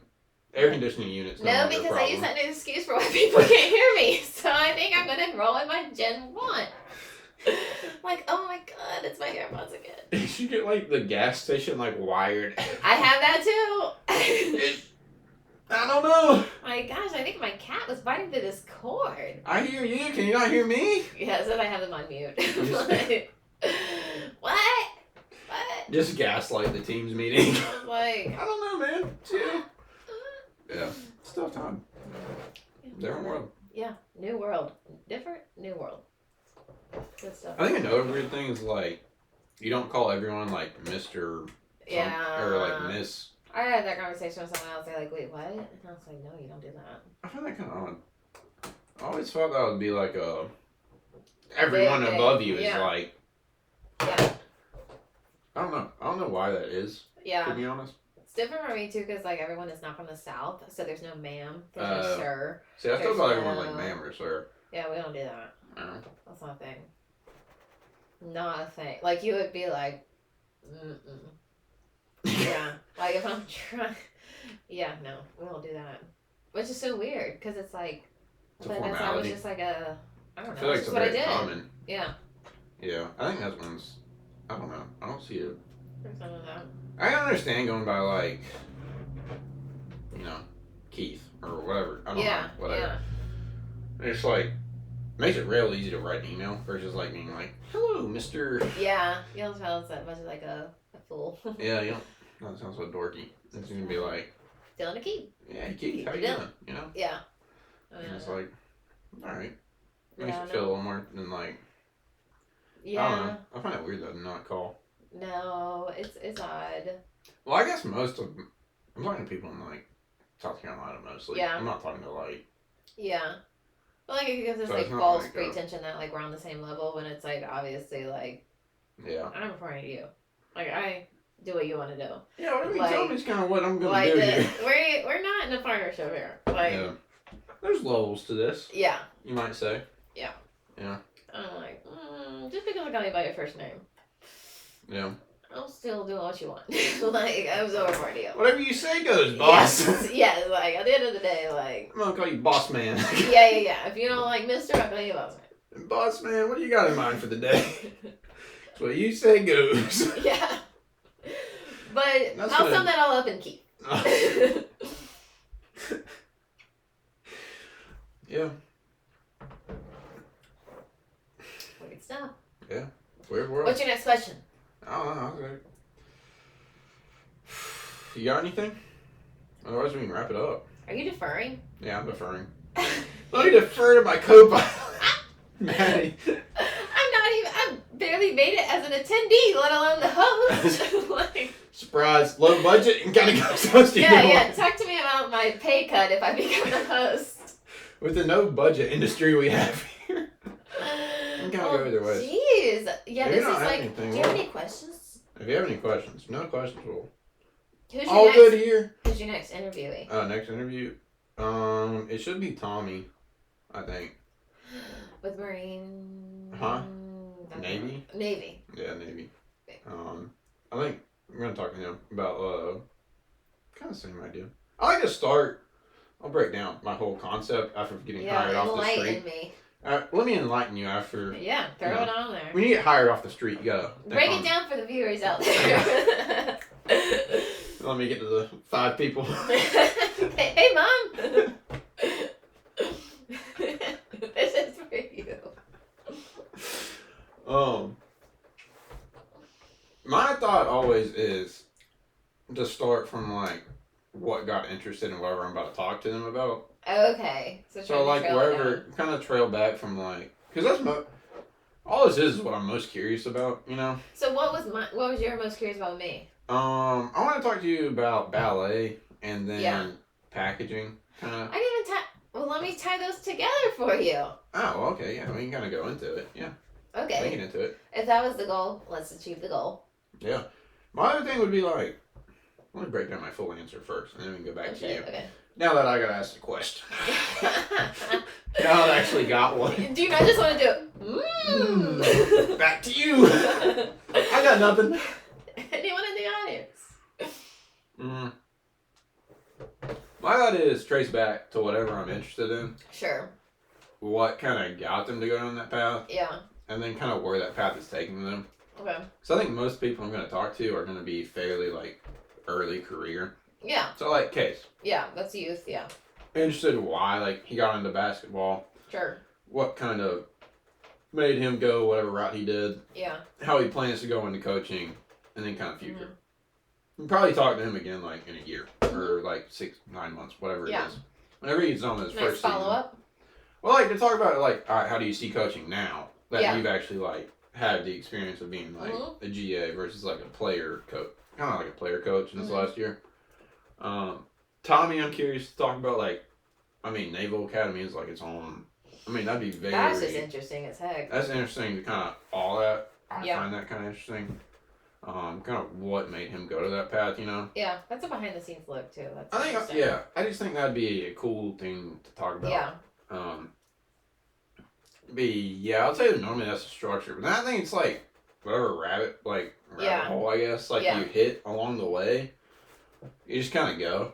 And I kind of like will vaguely, like, you know, eventually try to redirect or direct it back to maybe the path we're talking about, but not like steal the conversation or something. Yeah. It's mostly just like a time to talk, whatever it is. Just let the other person talk. Yeah. Makes it very easy on my part. That's why they, you know. Yeah. You didn't need a high baller to come in here. All right, here's 10 questions for the day. I need to learn something this because I just did like an interview project. Oh, you did an interview? I had to conduct interviews with multiple like different roles within the company, and it was like my brain was like, okay, I like submitted my questions of like, these are the 10 things I want to ask, and they were like, no. You let the like if they want to go down this, like you go down that path with them, and you like you feed into it. Yeah, and like my brain couldn't stop thinking of the next question I wanted to ask them. Well, like you keep that in your mind of like, all right, we were talking about dance, and it's like, all right, well, eventually I know you get to ballet, but like you're talking about dance right now, so let's explore like all of that path. Before I also like write down like. I write down like, all right, Maddie, I want to talk about these, things. And I'll write down like, all right, horseback riding's kind of interesting. It's like your first kind of thing. You then, I knew you went into like some sort of dance ballet. Yeah. And kind of let you explore how that feeds. Yeah. So I think of it like a linear path that's gonna like kind of go away. Mm-hmm. I don't think of it as like. I'm not trying to immediately get to the next, like... Yeah, like your end goal or something. Yeah, if you're trying to feed it just to the next question, it's not going to come off, like... Right. You're never going to just talk. Like... Yeah, open-ended. Yeah, I feel like in the, like, as we've been talking, it's been getting more, like, like, you just talk. Yes. It's not like a... All right, I'm getting interviewed right now. Yeah. What was your favorite thing about your childhood? Yeah. Alrighty. Well, that wraps it. Well, we're done. That's it. Well, that's it for today. Yeah, it's more of like a free-flowing, like, you gotta let it kind of just go. Of like, whatever you talk about is what you talk about. Who's gonna interview you? I don't think anyone will interview me. Well, funny thing, I'm starting a podcast. That you gotta come on. And we're also in the no to low budget ballpark. Yeah, funny thing about that, you gotta come on. Yeah. That's part of the deal. And if you can just film it to your viewers, I have no viewer base, so you can just go out there. I don't know. I'll just switch chairs with you right now. We can. That's how this whole. It's extremely low budget. We'll flip spots, and then all of a sudden you'll be in the hot seat. I mean, I guess so. Yeah. I mean, I would probably not interview myself ever. What are you gonna like jump back and forth? Well, let me get to the next question. What do you think about this? think. No, I wouldn't have any interest in really doing Throw that. in the ball cap. Yeah. Pick it up. Go to the next seat. Backward tap, forward tap. Well, actually. Yeah. Be like Mr. Potato Head. Yeah. The front and the back. I don't know. I think this is just like interesting to do on some level. Like, kind of outside of the question, but it's like, one, I think now it's very rare to sit down and like talk. Like, I don't think even me and you have gotten like time to sit down and like talk to each other. Right. I think, secondly, I find it interesting.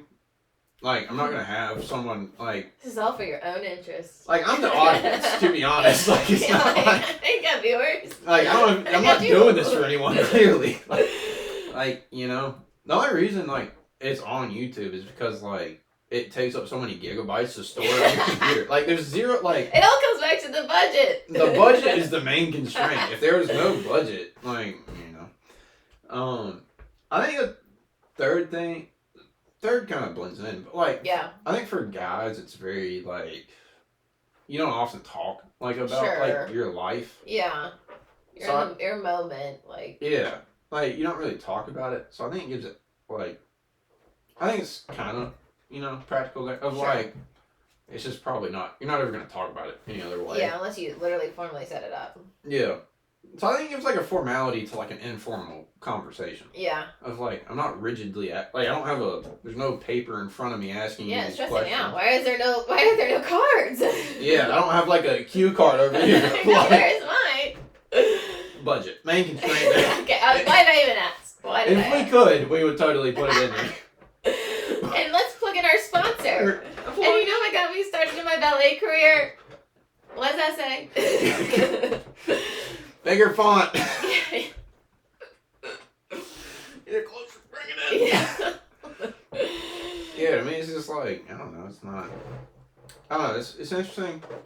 I think the last reason, which isn't really like a reason for doing it, would be like, I think like, whenever do have kids or like some sort, it would give them a ton of stuff to like draw on for like. Yeah, like these are the people that impacted your life. Here's everyone that like I know, and here's them also young, talking about not knowing what's going on, not like figuring out life. Like, oh, that's a good point. Yeah. It's like, otherwise you look at your parents and it's like, they have it all together. Well, it seems like they have it all together and everything's going on, and it's like, here's me at 23 not knowing what's going on. Yeah. Like, here's your aunt. Here's Case or Tom or like whoever. Yeah. All these close people, or I would love if I could talk to someone like up there, like someone cool, or like no. Not you. Not cool. Anyone cool. I don't know about cool, but like. Well, you're going to need a budget for that. Because this is what you're working with a low to no budget. This is the low to no budget right here. This is all we can get. Friends, we're on the friends and family budget. And I don't even get a discount anywhere. I can't apply this at Bath & Body Works. Maybe we need a sponsorship. That's what we really need. I shouldn't even drop that name without finance on the line. Yeah, we gotta get something back. I mean, we can't be just promoting people. I'm trying to think who can sponsor us. I have no idea. But, I mean, like, it's not like I'm having, like, a CEO on here and talking to them, like, about... Right. Like, it'd be cool to talk to them, I think. Like, I would love to. But, like, it's not really, like, my goal. Like, it's not it becomes a different style too. And if I get like 1 million subscribers and like 100 million views, I'd love to have them on. Yeah, obviously, like me and you will interview them with our pay cut. With our 50%. Yeah, no problem. Yeah, no biggie at all. But, yeah, we'll happily take that on. Hypothetically, until that point, I'd rather. It's mostly just to talk about like friends, family. Yeah. Maybe I'll pull in like. If I get like, do you want me to give you some your kids' advice right now? Your probably future not. Kids. You can do that, but I have to take a bathroom break and then come back. You guys are gonna learn how to edit, right? Time. That's the only thing you got a budget for. Yeah, pretty much. But yeah, I'd say those are like the top 5. Yeah. Okay. I was like reasons I want to do this. Yeah. But. I guess it all relates back to I'm the main audience. Like I'm interested in whoever I'm talking to. You're gonna watch it and be like, delete. Let me edit this whole part out. Long bathroom break. Excuse me. You know? Okay, that's some context. Thank you. Yeah. So there's context of like why I actually decided to like I was just take curious. this on. Not like I also think it adds like I find it not easy, but like I enjoy it. Like, it's a fun. Like, it's a fun thing to do to like sit down and like. People like talking about themselves. I'm not even talking about myself. Like besides this past like 15 minutes or like the past whatever minutes. Like you know like. You don't have to throw money on the line for people to talk about themselves. Yeah. That's kind of my thought. Yeah. Maybe take a time out and then come back and talk about your ballet. But I am taking a bathroom break. Okay, I guess I'll get another something. We can't drop names in this. Well, do you want it right there? Okay. All right, never left. We've never left and we've never edited before. So 2 new things for us here today. 2 new things that we just did. Okay, so what? You can go ahead with your questions before I learn mine. Well, circling back. Okay. Rewind. Can you do that in the film? Yeah. The old circle back. Yeah. All right. Okay. Connecting ballet dance to moving into how that help you sustainability. Wait. Yeah.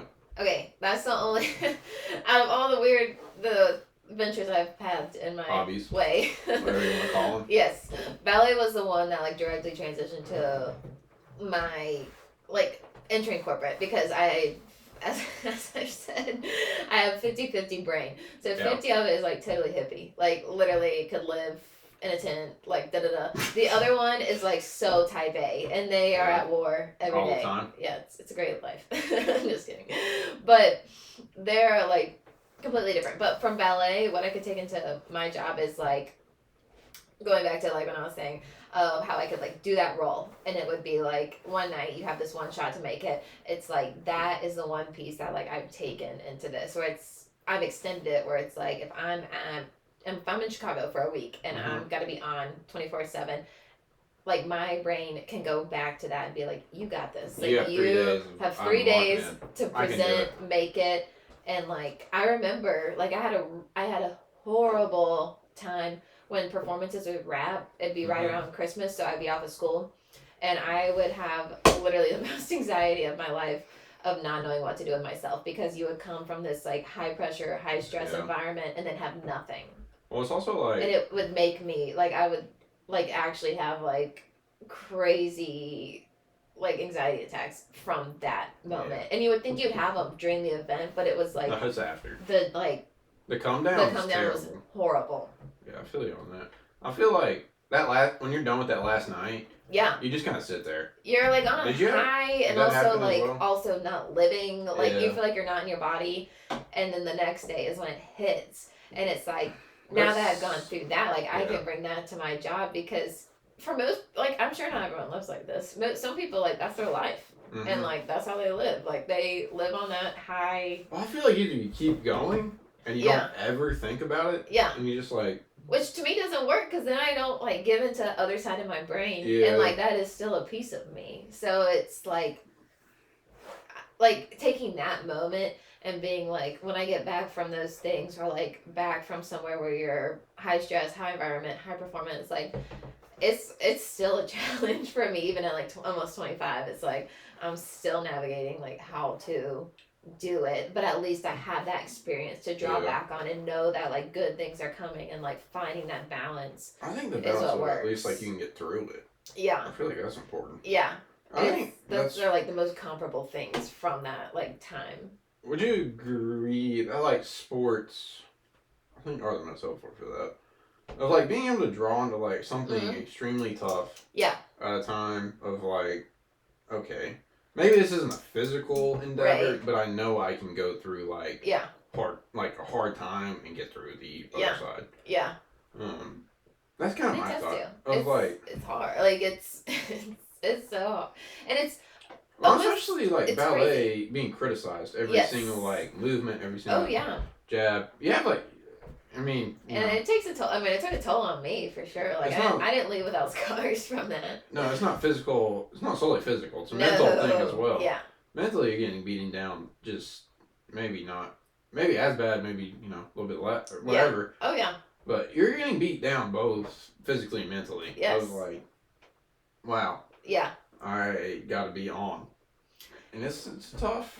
It like transfers out to how you carry yourself, how you navigate your life, your lifestyle. Kind of alternates about that, and it's like living in such an unbalanced form for pretty integral years of your forming life, 18 whatever, teenage years, and like now that I have that to draw back on here, like I've learned from my mistakes, and it's not even that I did anything necessarily wrong. Like I did not meet an expectation. I didn't not do the right thing. It was more just like for my own life to live like a healthy lifestyle and have a healthy mindset.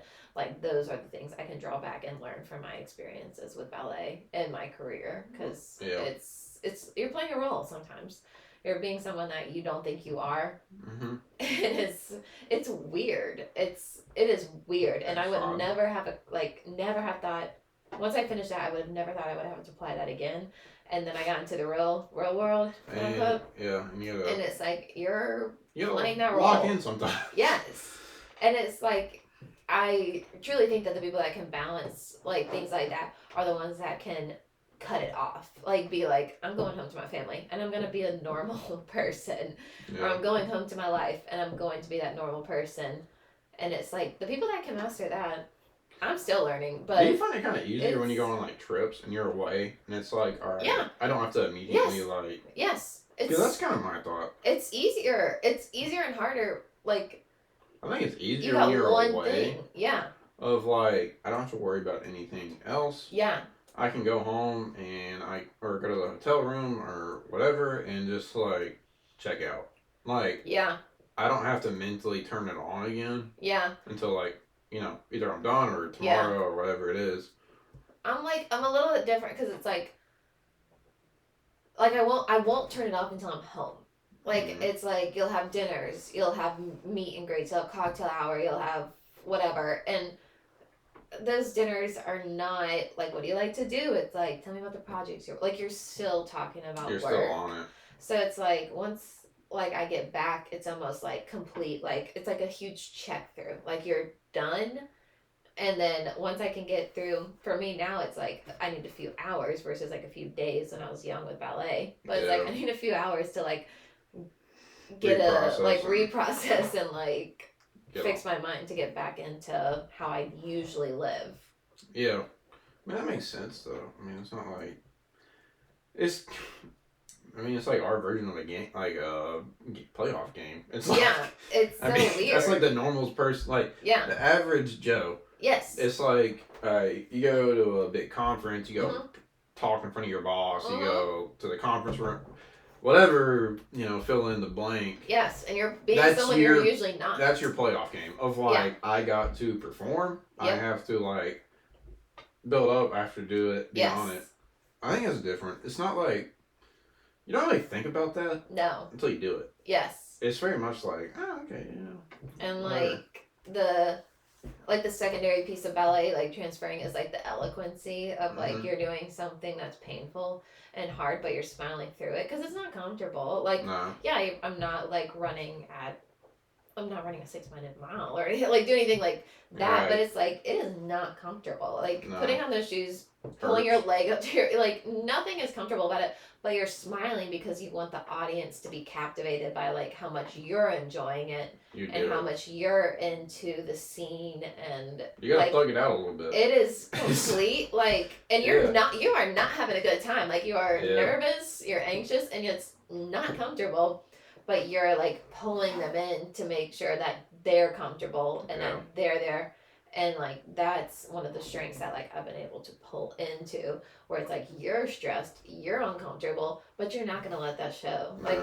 You're gonna make sure people are enjoying what they're seeing, enjoying your feel welcome, feel like involved, feel like you really care about them. Yes. You don't ever let it be like, oh, I'm a nervous wreck. Yes. Like, or at like least you're trying extremely not to. Yes. Like, you know, I bet sometimes probably comes off like, I don't know, but like, you can't ever tell from the other side because you're not on it.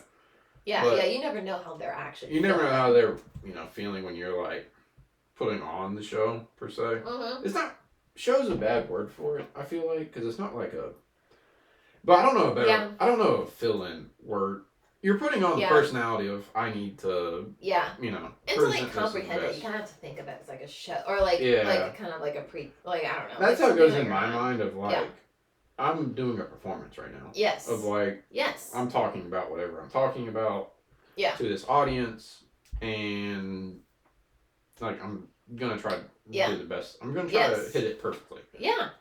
But yeah, I mean, it's like, golly, it's a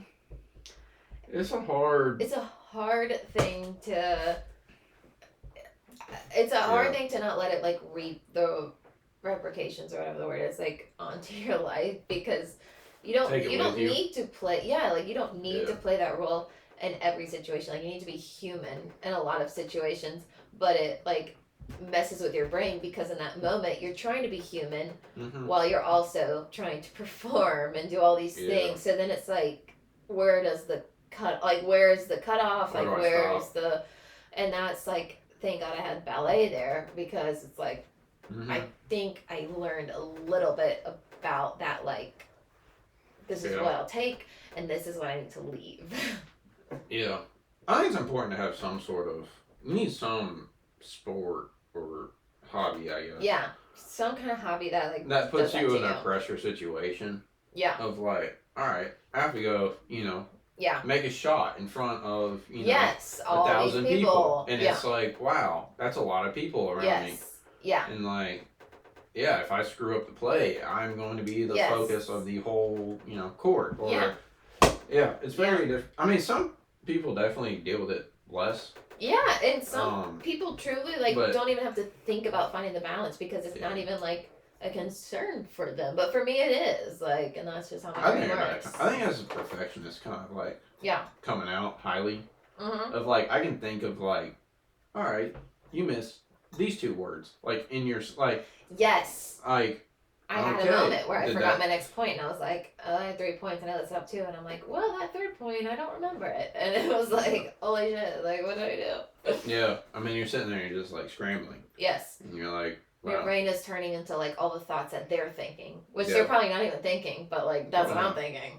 Yeah, I'm thinking about all the things that, like, I missed during the, like, whole entire thing. Yeah. And it's like, that's not good. Yes. Yeah, I think that's I don't know. I mean, it's tough because, like, you want to be better at it. But it's probably not the best mindset of being like, I'm going to scrutinize every single detail. Yeah. But, like, on the other side, like, how, like, if you don't scrutinize the whole thing, you're never going to know where to improve. You're not really know where to improve at. You're not going to set that benchmark for yourself, so it's confusing. Setting that standard of, like, I want to be the best at this. Yeah. Is pretty challenging. Like, makes it a hard level that you're never probably going to achieve, but it makes it, like, something to strive for. Yeah. And I think that's part of the, like, thrill of it. Of, like, every time you step up and, like, get to, present or perform, whatever, it's like, all right, can I do it? Yes. 100% right through. Like, can I, like, is it going to happen? Yes. And I think that's thrilling. Like, yes. Yeah, of course. That's the fun part. I love, like, that's the part I love about it. Like, that. Yeah, it's like training for something and then doing it and executing it, like, to the best of your abilities, and then knowing where to grow. And also, like, recognizing what you've done well, recognizing where you can, like, improve. But I think our brains, like, work similarly, where it's like, there's similarities. There's some similarities. There's some difference. I told you I have, like, the 50-50. And it's like, but I think, like, where we can, like, where our brains are. I think how we view, like, public displays. Yeah. Pretty similar. Yeah. I can't, like, fully speak, like, on your part, but for me, it's like it's not doing it. It's the challenge for me is, like, putting that, like, I need to put my energy in this place, Mm-hmm. and that, like, the pressure and the situation and the accomplishment and the pride, but also, like, nerves and everything. And then, like, try and figure out how to just be, like, a normal, like, good person after. And, like, like, not a narcissistic or, like, person that's a harsh word for it, but, like, trying to find the balance is, like, that is my challenge. Yeah. I can see that. I mean, it's like, I don't know. I've gone through so many things where it's like, I've embarrassed myself in, like, front of hundreds of people. Like, oh, sure. We've had, yeah, I can think of so many moments. Like, I don't know. The come down to me is not, like, as bad. To me, it's like, the second day. Like, the day, like, not the, when you're immediately done, but, like, the day after is where, like, I think through, like, what went wrong. Yeah. And that bothers me. Yeah. And for me, it's like turning it off. Yeah, but turning it off isn't like it just, like, I'll think about it. Yeah. I think that's where, like, to me, like, I'll write notes. Yeah. To myself of, like, hey, like, looking at this. To me, because it's like, all right, I thought, like, through how to improve it, but, like, writing it down to me has always been, like, the... Like, then if I put it on paper... If I put it on paper, like, it just goes away. Think about it when I need it, yeah. Yeah, like, I'll think about it when I go up, like, next time. And that's, I mean, I could implement that, and that would I think that's been the best to implement, but it's, like, immediately after, it hasn't really bothered me. Like, yeah, and I know I've struggled with that, because I had it when I was, like, 16, and didn't even know, my brain wasn't even, like, even close to being fully developed, and it was like, all I knew was something felt so off. Like, why do I not have this, like, high pressure situation? Like, why is this like, I'm not, like, it was like nothing is happening, and it was so odd to me that it almost, like, drove my brain into, like, it was like spiraling. And that's not my brain. Like, this is like the... I'm not saying, like, don't feel it like afterward, I will, like, you know, think about it, but it's just not... I won't... I don't know. I did spiral, like... When I was going to, like... I went to a few camps to, like, try to get, like, some sort of attention. Yes. And I can think of, like, explicit moments of, like... Where, like, I smoked... Like, one camp smoked, like, 5 layups. Just, like... Made, like, a great play. Yeah, like, and then just great, it's perfect. Bricked it, whatever. And it just didn't go in. And it's like either threw it too hard, like bumped off front of the rim. Yeah. And it's like, wow. You can think about, I could think about that the whole time. Yeah. I can think about, like, when, like, missed shots or, like, just really, like, made a terrible play, whatever. Yeah.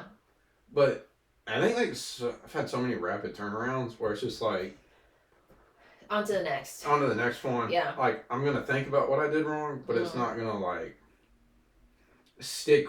Like, some stuff sticks. I mean, obviously. Yeah. Some stuff you're like, wow, I really messed that up.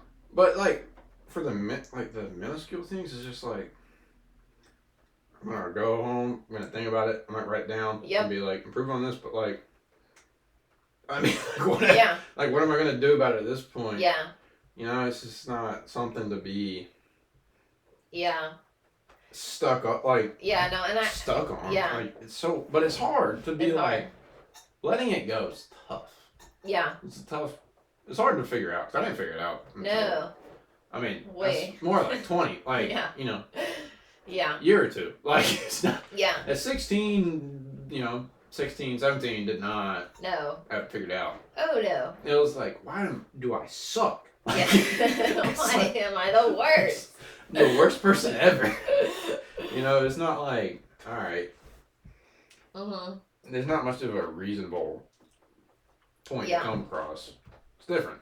I have that, and then, like, the other piece of my problem is, like, if I don't have the next, it's like, then I'm just like, what is it happening?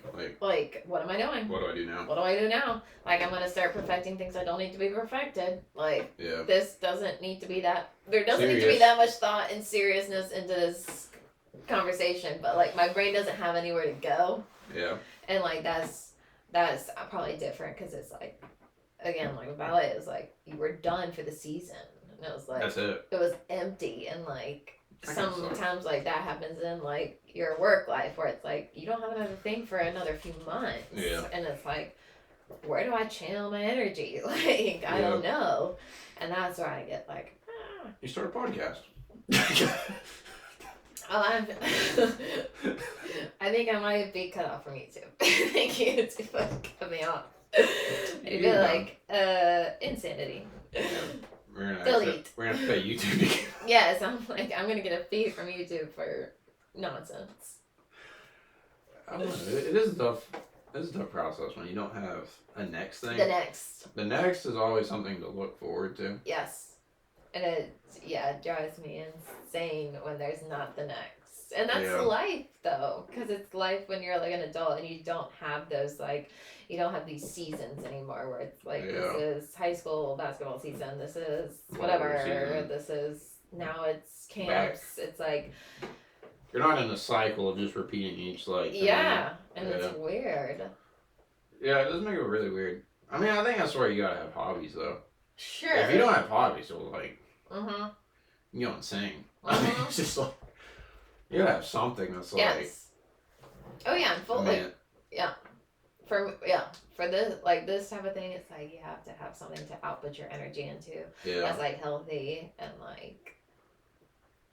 not destructive, like, not overthinking, not perfecting something that doesn't need to be perfected, like that kind of thing. Right. Because that's where my brain, like, is. Immediately go there. Go there. Yeah.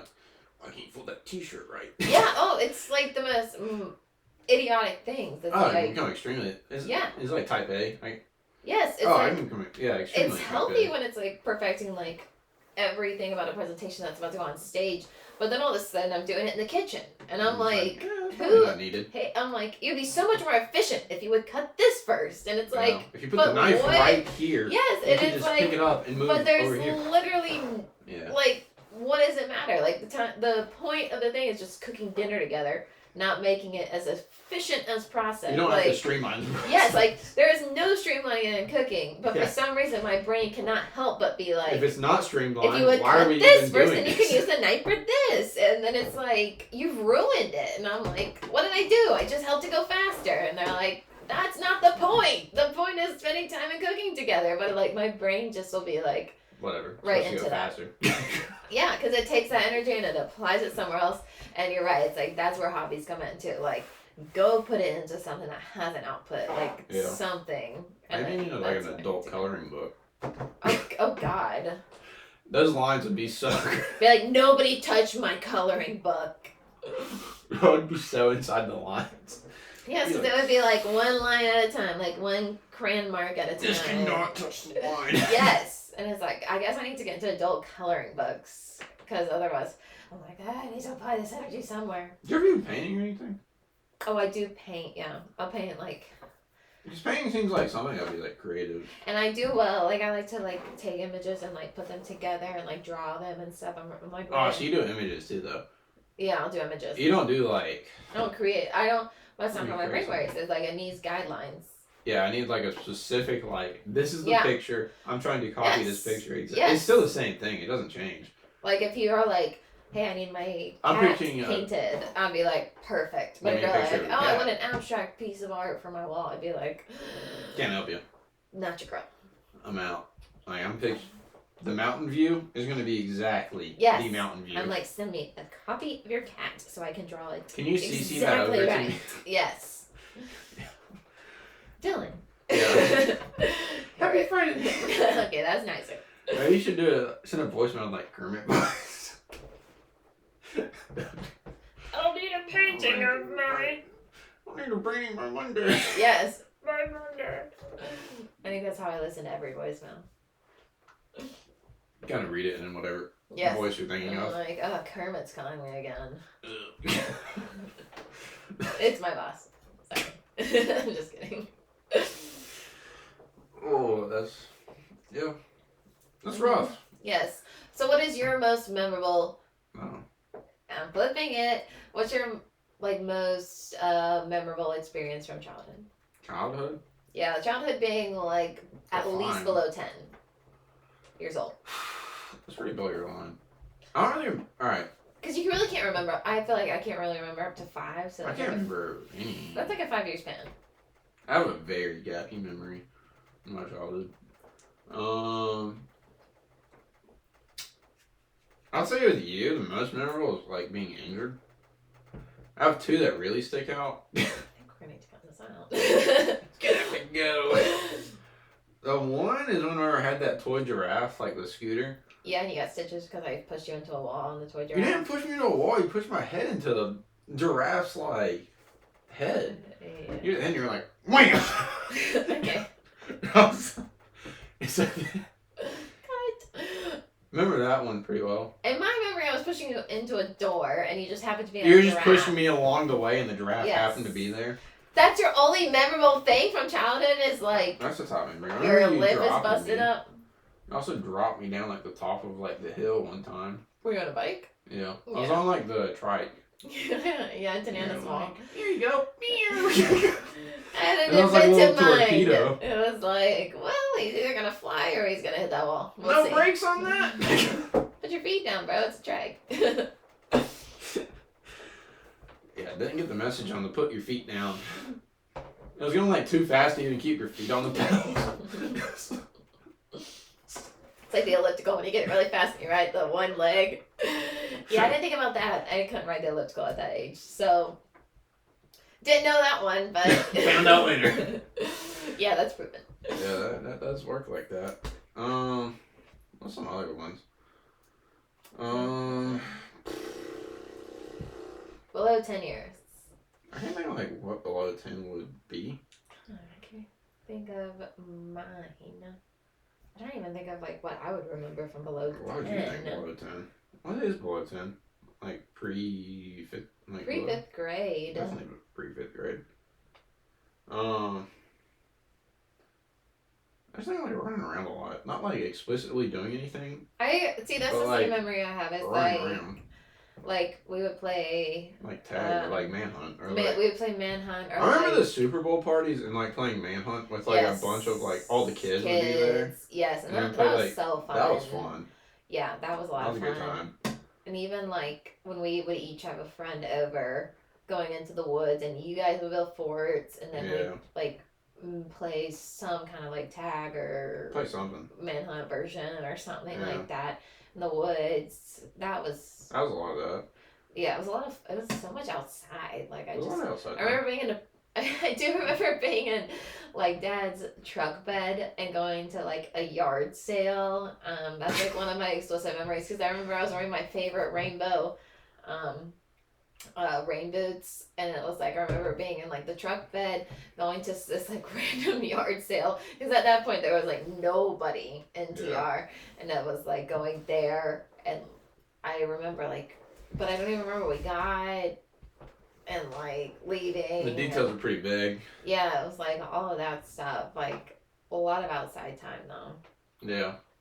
Riding down to I remember driving the truck because I think maybe I was a little bit older than 10. How do you drive the tractor? You're the tractor coach. Driving a tractor was a couple times. Yeah, I get that too. Truck I feel like would be older. Okay, yeah, then it was the tractor.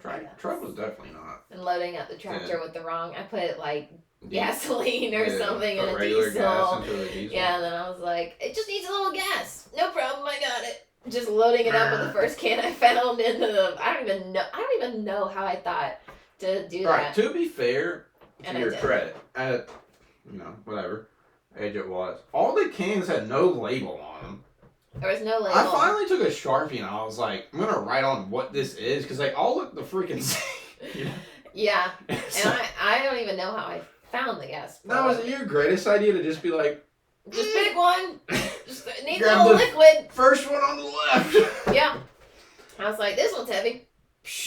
And I was like, why is it not working? And then the whole thing is, well, you put gas into a diesel. Yeah, that will do it. Like, oh, that's the problem. Yeah. Remember doing that. Yeah, that happens. And then I think, I remember, maybe I was like 12. I was like driving the truck. I got it stuck in the creek. Drove it a little too far. She was spinning. And I was like, oh, that's not right. The back wheels was going. Mm-hmm. Yeah. But a lot of outside. Not outside time. I agree. Mm-hmm. So a lot of trampoline. Yeah, we had the trampoline. The trampoline was a fun time. Yes, there was a lot of bloody lips. There's a lot of problems. Mostly your face, not mine. There was a lot of hurt stuff. I remember going on a trampoline playing like WWE with. So me and Cash would go play WWE so many times. Yeah. We'd go in there. And then you play like popcorn. Yes, jumping jelly beans beans and popcorn. Jumping jelly. Yeah. No, I know what you're talking about. That's a good one. We played on the trampoline so much. That was a fun time. Yeah. What's your most formative experience? Formative? To your life now?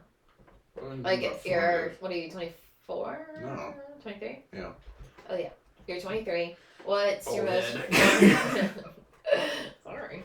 What's your most formative experience? Experiences. What do you mean by like? Like something you're like, oh, this is the value I have today because of this. Oh, 'cause of or like, this is where I landed in life because I knew this from that.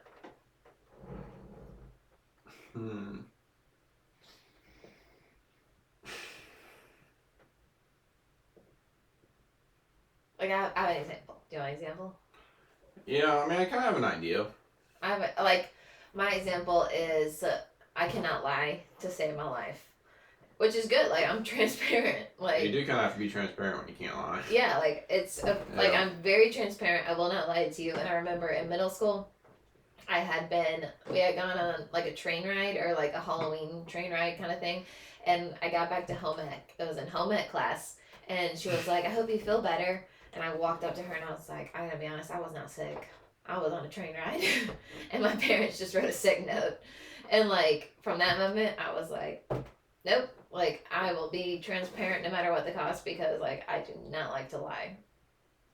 It's good quality. Like, if I'm thinking it, I'll tell you. I'm probably saying it. Yeah, like, I will be, like, fully give you the background. It's pretty minimal filter. So it's like, but for me, it was like, I didn't even, like, loyalty is probably not, like, I'm pretty loyal, but more in, like, a transparent way. And that was, like, one of those experiences where I was like... Not really gonna lie for you. Yeah, like, don't trust me with your secrets because I am, like, a transparent, like, that's the only thing that works for me. I'm not gonna lie unless it's, like, absolutely necessary. Like, if it's gonna put someone at harm, I would lie. But otherwise, like, I am transparent. Yeah. Yeah. So, like, that's, like, what I mean. Like, something like that. Like, that's one of my, like, core things I know I cannot do because it's going to make me feel like shit. I don't know. Mine feels cheesy. I feel like... I thought a case something about this.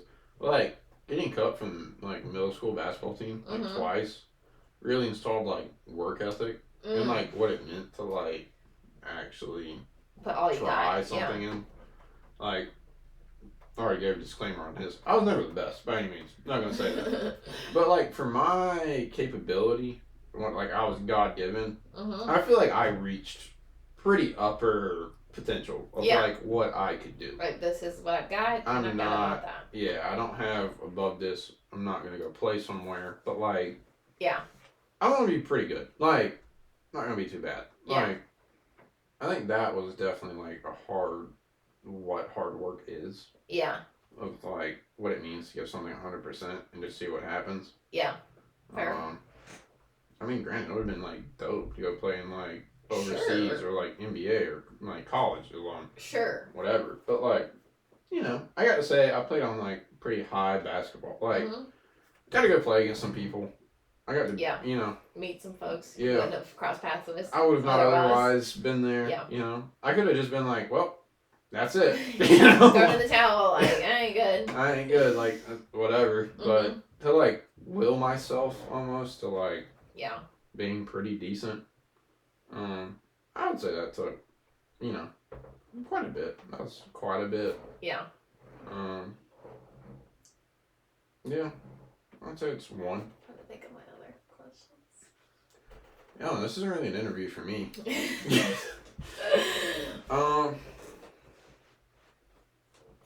Ooh, you want to do a fun one? Sure. Want to talk a little bit about sustainability or no? Oh, sure. Sure. what? How do you think like recyclable materials would be like? Because like you have 100% recyclable like packages now, right?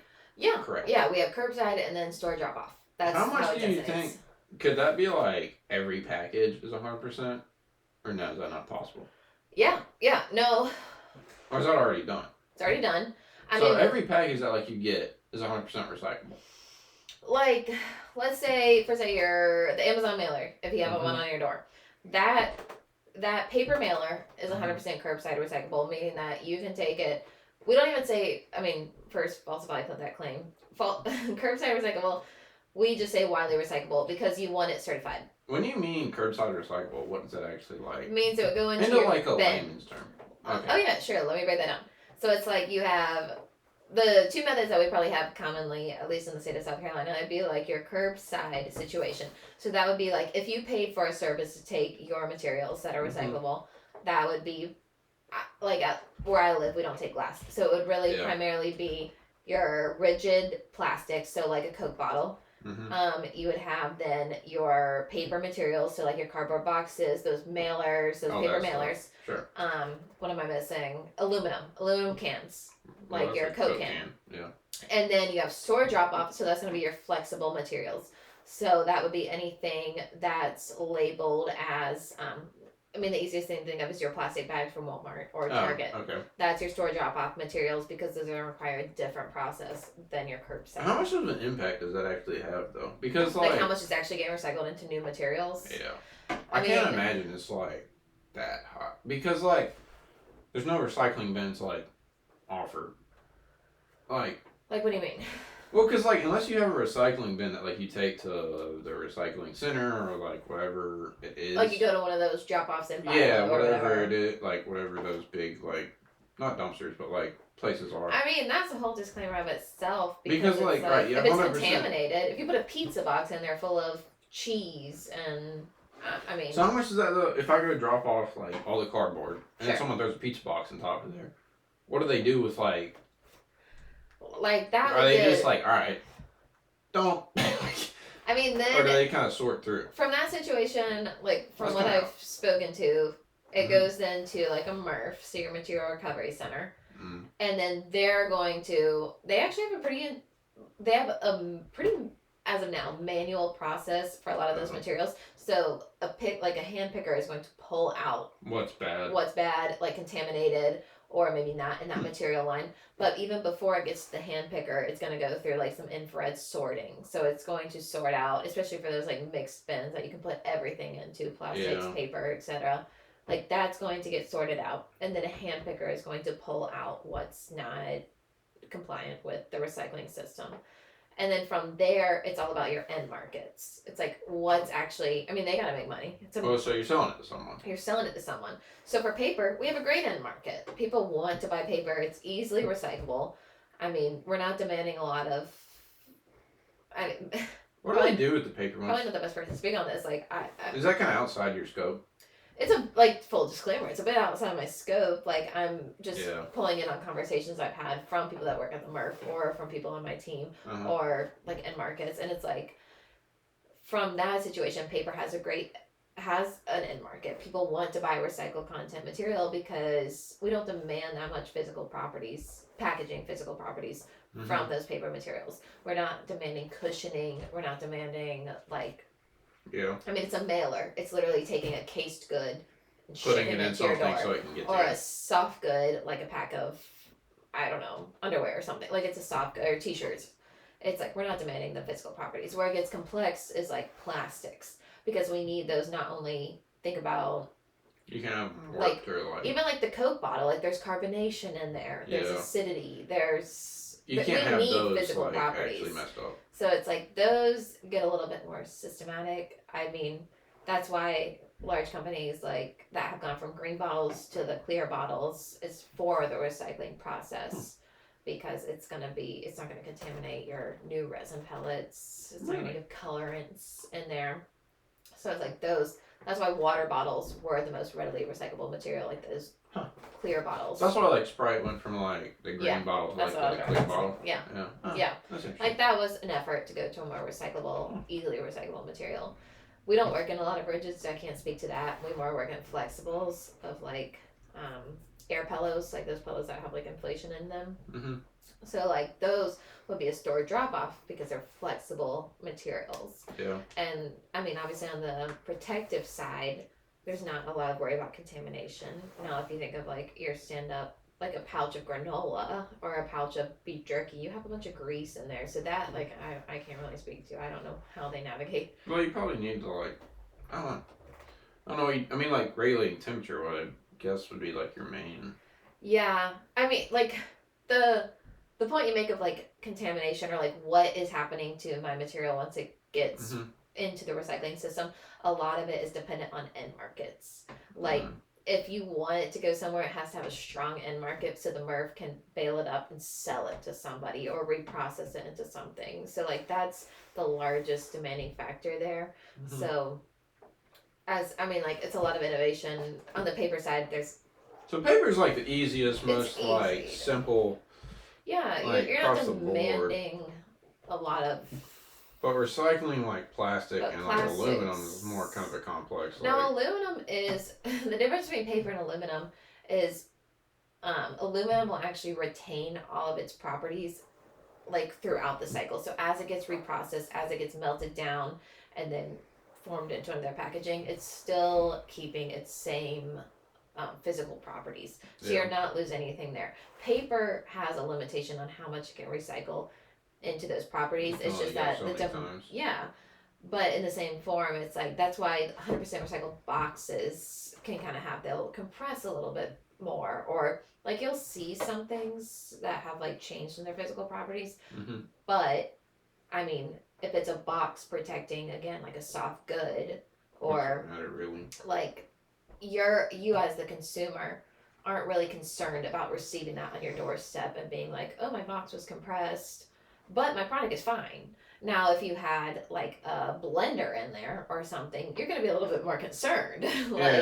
So it's, I don't know, it's such a wide topic. Shipped, like, in, like, what's that? But like the caveat here is legislation. The piece that I build on is like fun. It's actually coming into play. That's to benefit. This show should talk about legal concepts. Yeah, legal concepts. But it's really not. It's state by state. They're the ones, the states hold the power.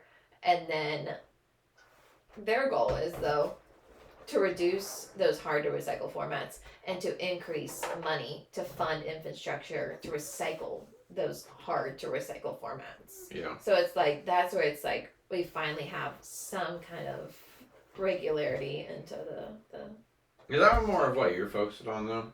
That's it's like part. Finding like how can I make this more easily recyclable or like easily reused, like more sustainable, I guess would be like the innovation side, it comes back to sustainability, but sustainability also incorporates those three things that like we kind of spoke about, is like people plan to profit. Yeah. And like the profit is there because consumers, our customers' goals are like more circulating around sustainability. Yeah. So there is like a piece of there is a driver there beyond just like ethos or something. Yeah, that makes sense. I don't know, it's tough. Yeah, it's hard to give a clear answer on like where your package is going. Like I feel like it's difficult. I feel like all right, you order something from Amazon, it's like I feel like most people are just like, all right, throw it away. Like that's not being recycled, obviously. Yeah, I mean, there's some consumer education on like what would need to come from that. Well, I feel like it's also difficult though. I think it's difficult. Well, when it's not like readily available, it's not readily available. Here's a blue can to just like toss your recyclables in and just put on the curb. Versus like a trash can, every single person has a trash can that you just like roll out to the curb. And you don't have to worry about it. And I don't have to worry about it. I don't have to think about it. I don't drive to an extra place. I don't have to like check anything about this. I don't have to pull out my glass bottle and be like, can't recycle that.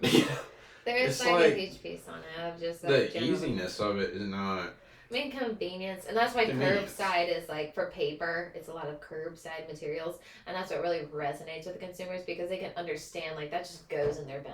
Like easy. It's not it's that a simple complicated. concept. Now, when you get into like flexible plastics, it's not as intuitive to the consumer. Some people aren't going to those store drop-off locations. Some people don't even know. Like, hey, what about this bag that held my T-shirts? You know, those wrap T-shirts from like Costco or something. Like, is that recyclable or not? Like, we don't like if they're not designating that on the package. It's I feel like paper's the easiest to start at. And people know that's readily people. Well, people like know a cardboard box is easily recycled or like can be recycled. Yeah. But like the access to it is the problem. Yeah. Like I feel like if you just had like, all right, here's a recycling bin for paper. It's not complicated. Like.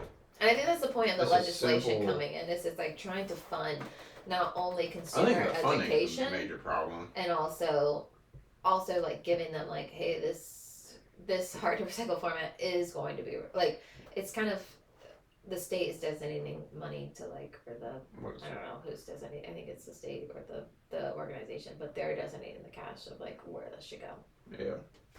Yeah. I mean, I don't know. It's tricky. I mean, you don't want your package broken, but you also like want it to not be harming the environment and like contributing to something that's literally. Well, if you can do something that helps a little bit, it's not like, you know. Sure, great. Yeah, I mean, there's stats that people like, especially Gen Z, like they want to contribute to something that's good for the environment. So it's. I think it's just hard when you don't have the access. I think access is a major barrier of all sustainability. Of like, right, well, it's for recycling. Talking about recycling solely. I mean, there's other stuff they can probably do, but like recycling wise, it's like, you know, do I really want to go drive to find a bin or like look for it? Like, no. I think that's where the challenge convenience is a huge factor. I think solely convenience is like the major. But you need funding to make it convenient. You know, like, I don't know, it's tricky. It's like the one piece of solution is like legislation, like the driving piece of that, like consumer worry is resting in the state. Yeah, that makes sense. So it's difficult because it does cost more. We now have fees on our packaging, so not only are we worried about material costs, but we're also worrying about these fees that we have to recycle our material with. Yeah. So it's a burden on some folks, but also on the consumer level, like the consumer's not really gonna bear that cost. Like it's gonna be something so minimal that you wouldn't even notice it. But it's also like maybe it can contribute to the convenience factor. So yeah. I don't know how you solve. It's a whole. It comes down to funding. It comes down to consumer values and. Well, it doesn't come down to funding. Mm-hmm. What doesn't? Yep, everything is driven by money. Mm-hmm. That's interesting though. So most products are like 100% recyclable, or all products? It depends. I mean, we break it up. It's like if you go to a grocery store and look at that as your packaging solution, like that depends on your shopping cart. Like if you're like the bags are recyclable. I mean, like the bags are store drop off. Yeah. All right. Like if you buy a yogurt can, like Chobani or like whatever those little like yogurt things, it's like if you throw that label off and then clean out your container and recycle it. Like I don't think there's a label on it. I don't even know what the. See, that's. But that can be removed. Steps. Sure. I mean, it can in the recycling process. But like easily, like the Cheez-It box can be recycled.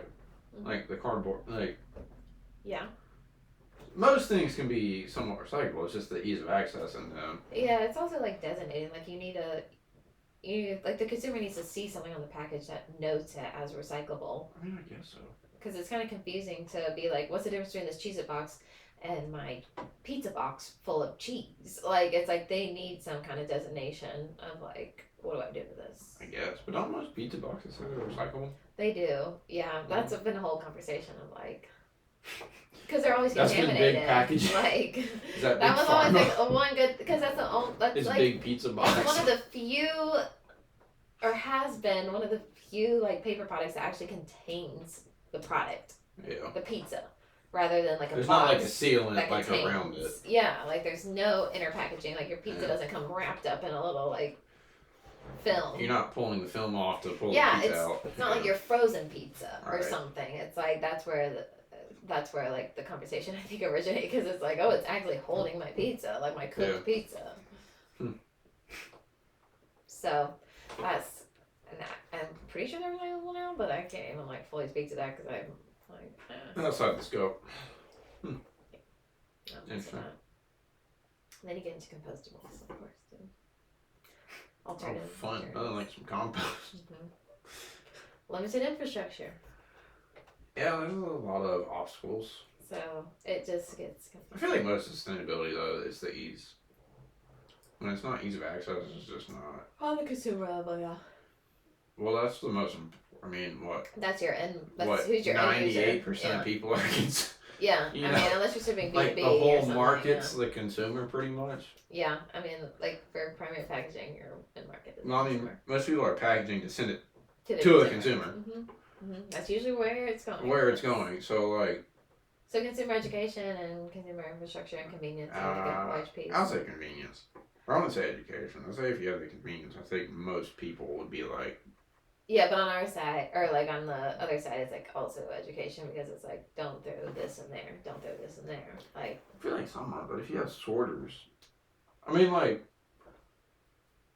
I feel like it'd be better if you had more people just in the recycling, and maybe they're recycling the wrong things, and you can sort it, versus not recycling at all. Yeah. I feel like you'd rather get to point A and then try to educate than like try to educate and then. I mean, it's like the chicken or the egg. Like, do we design packaging do? for recyclability even though the end market's not there, or do we wait for the end market there to be like then to start design? So it's like chicken or the egg kind of thing. Well, it's kind of like we care about sustainability, but then it's like, well, someone's got to lead the way. Someone's got to do it. Someone's got to do it. Someone has to carry the burden. You know. That's the point. I don't know, it's a tough one. It's something we deal with as well. Sure. It's like, how innovative do you want to be, you know? Yeah. You want to push like super green and like, you know, environmentally friendly, sustainable, and even though it's like, well, it can't be that radical. Yeah. I mean, it's probably driven by who your customer is. Yeah, that's or part who of your it. person you're working with is. That's part of it, yeah. It's the same thing. Who's the end consumer? Yeah. Like, what are we doing this for? Yeah, who's gonna bear the cost? That's that good stuff. Cost is always though. Yeah. That's the conversation. Yeah. That's what we're talking about. She drives it for sure. Can lend you so much value. I think everyone would love to be the most, you know, sustainable, environmentally friendly you could be. Like, yeah, that's the goal. But Day what are we talking about? Yeah. What's the numbers here? Yeah, of course. I mean, I'm at fault here too. It's like if there's a trash bin right here and there's no recycling bins, like I don't want that container sitting in my car. It's gonna smell terrible. Like I'm just gonna throw it in the trash can.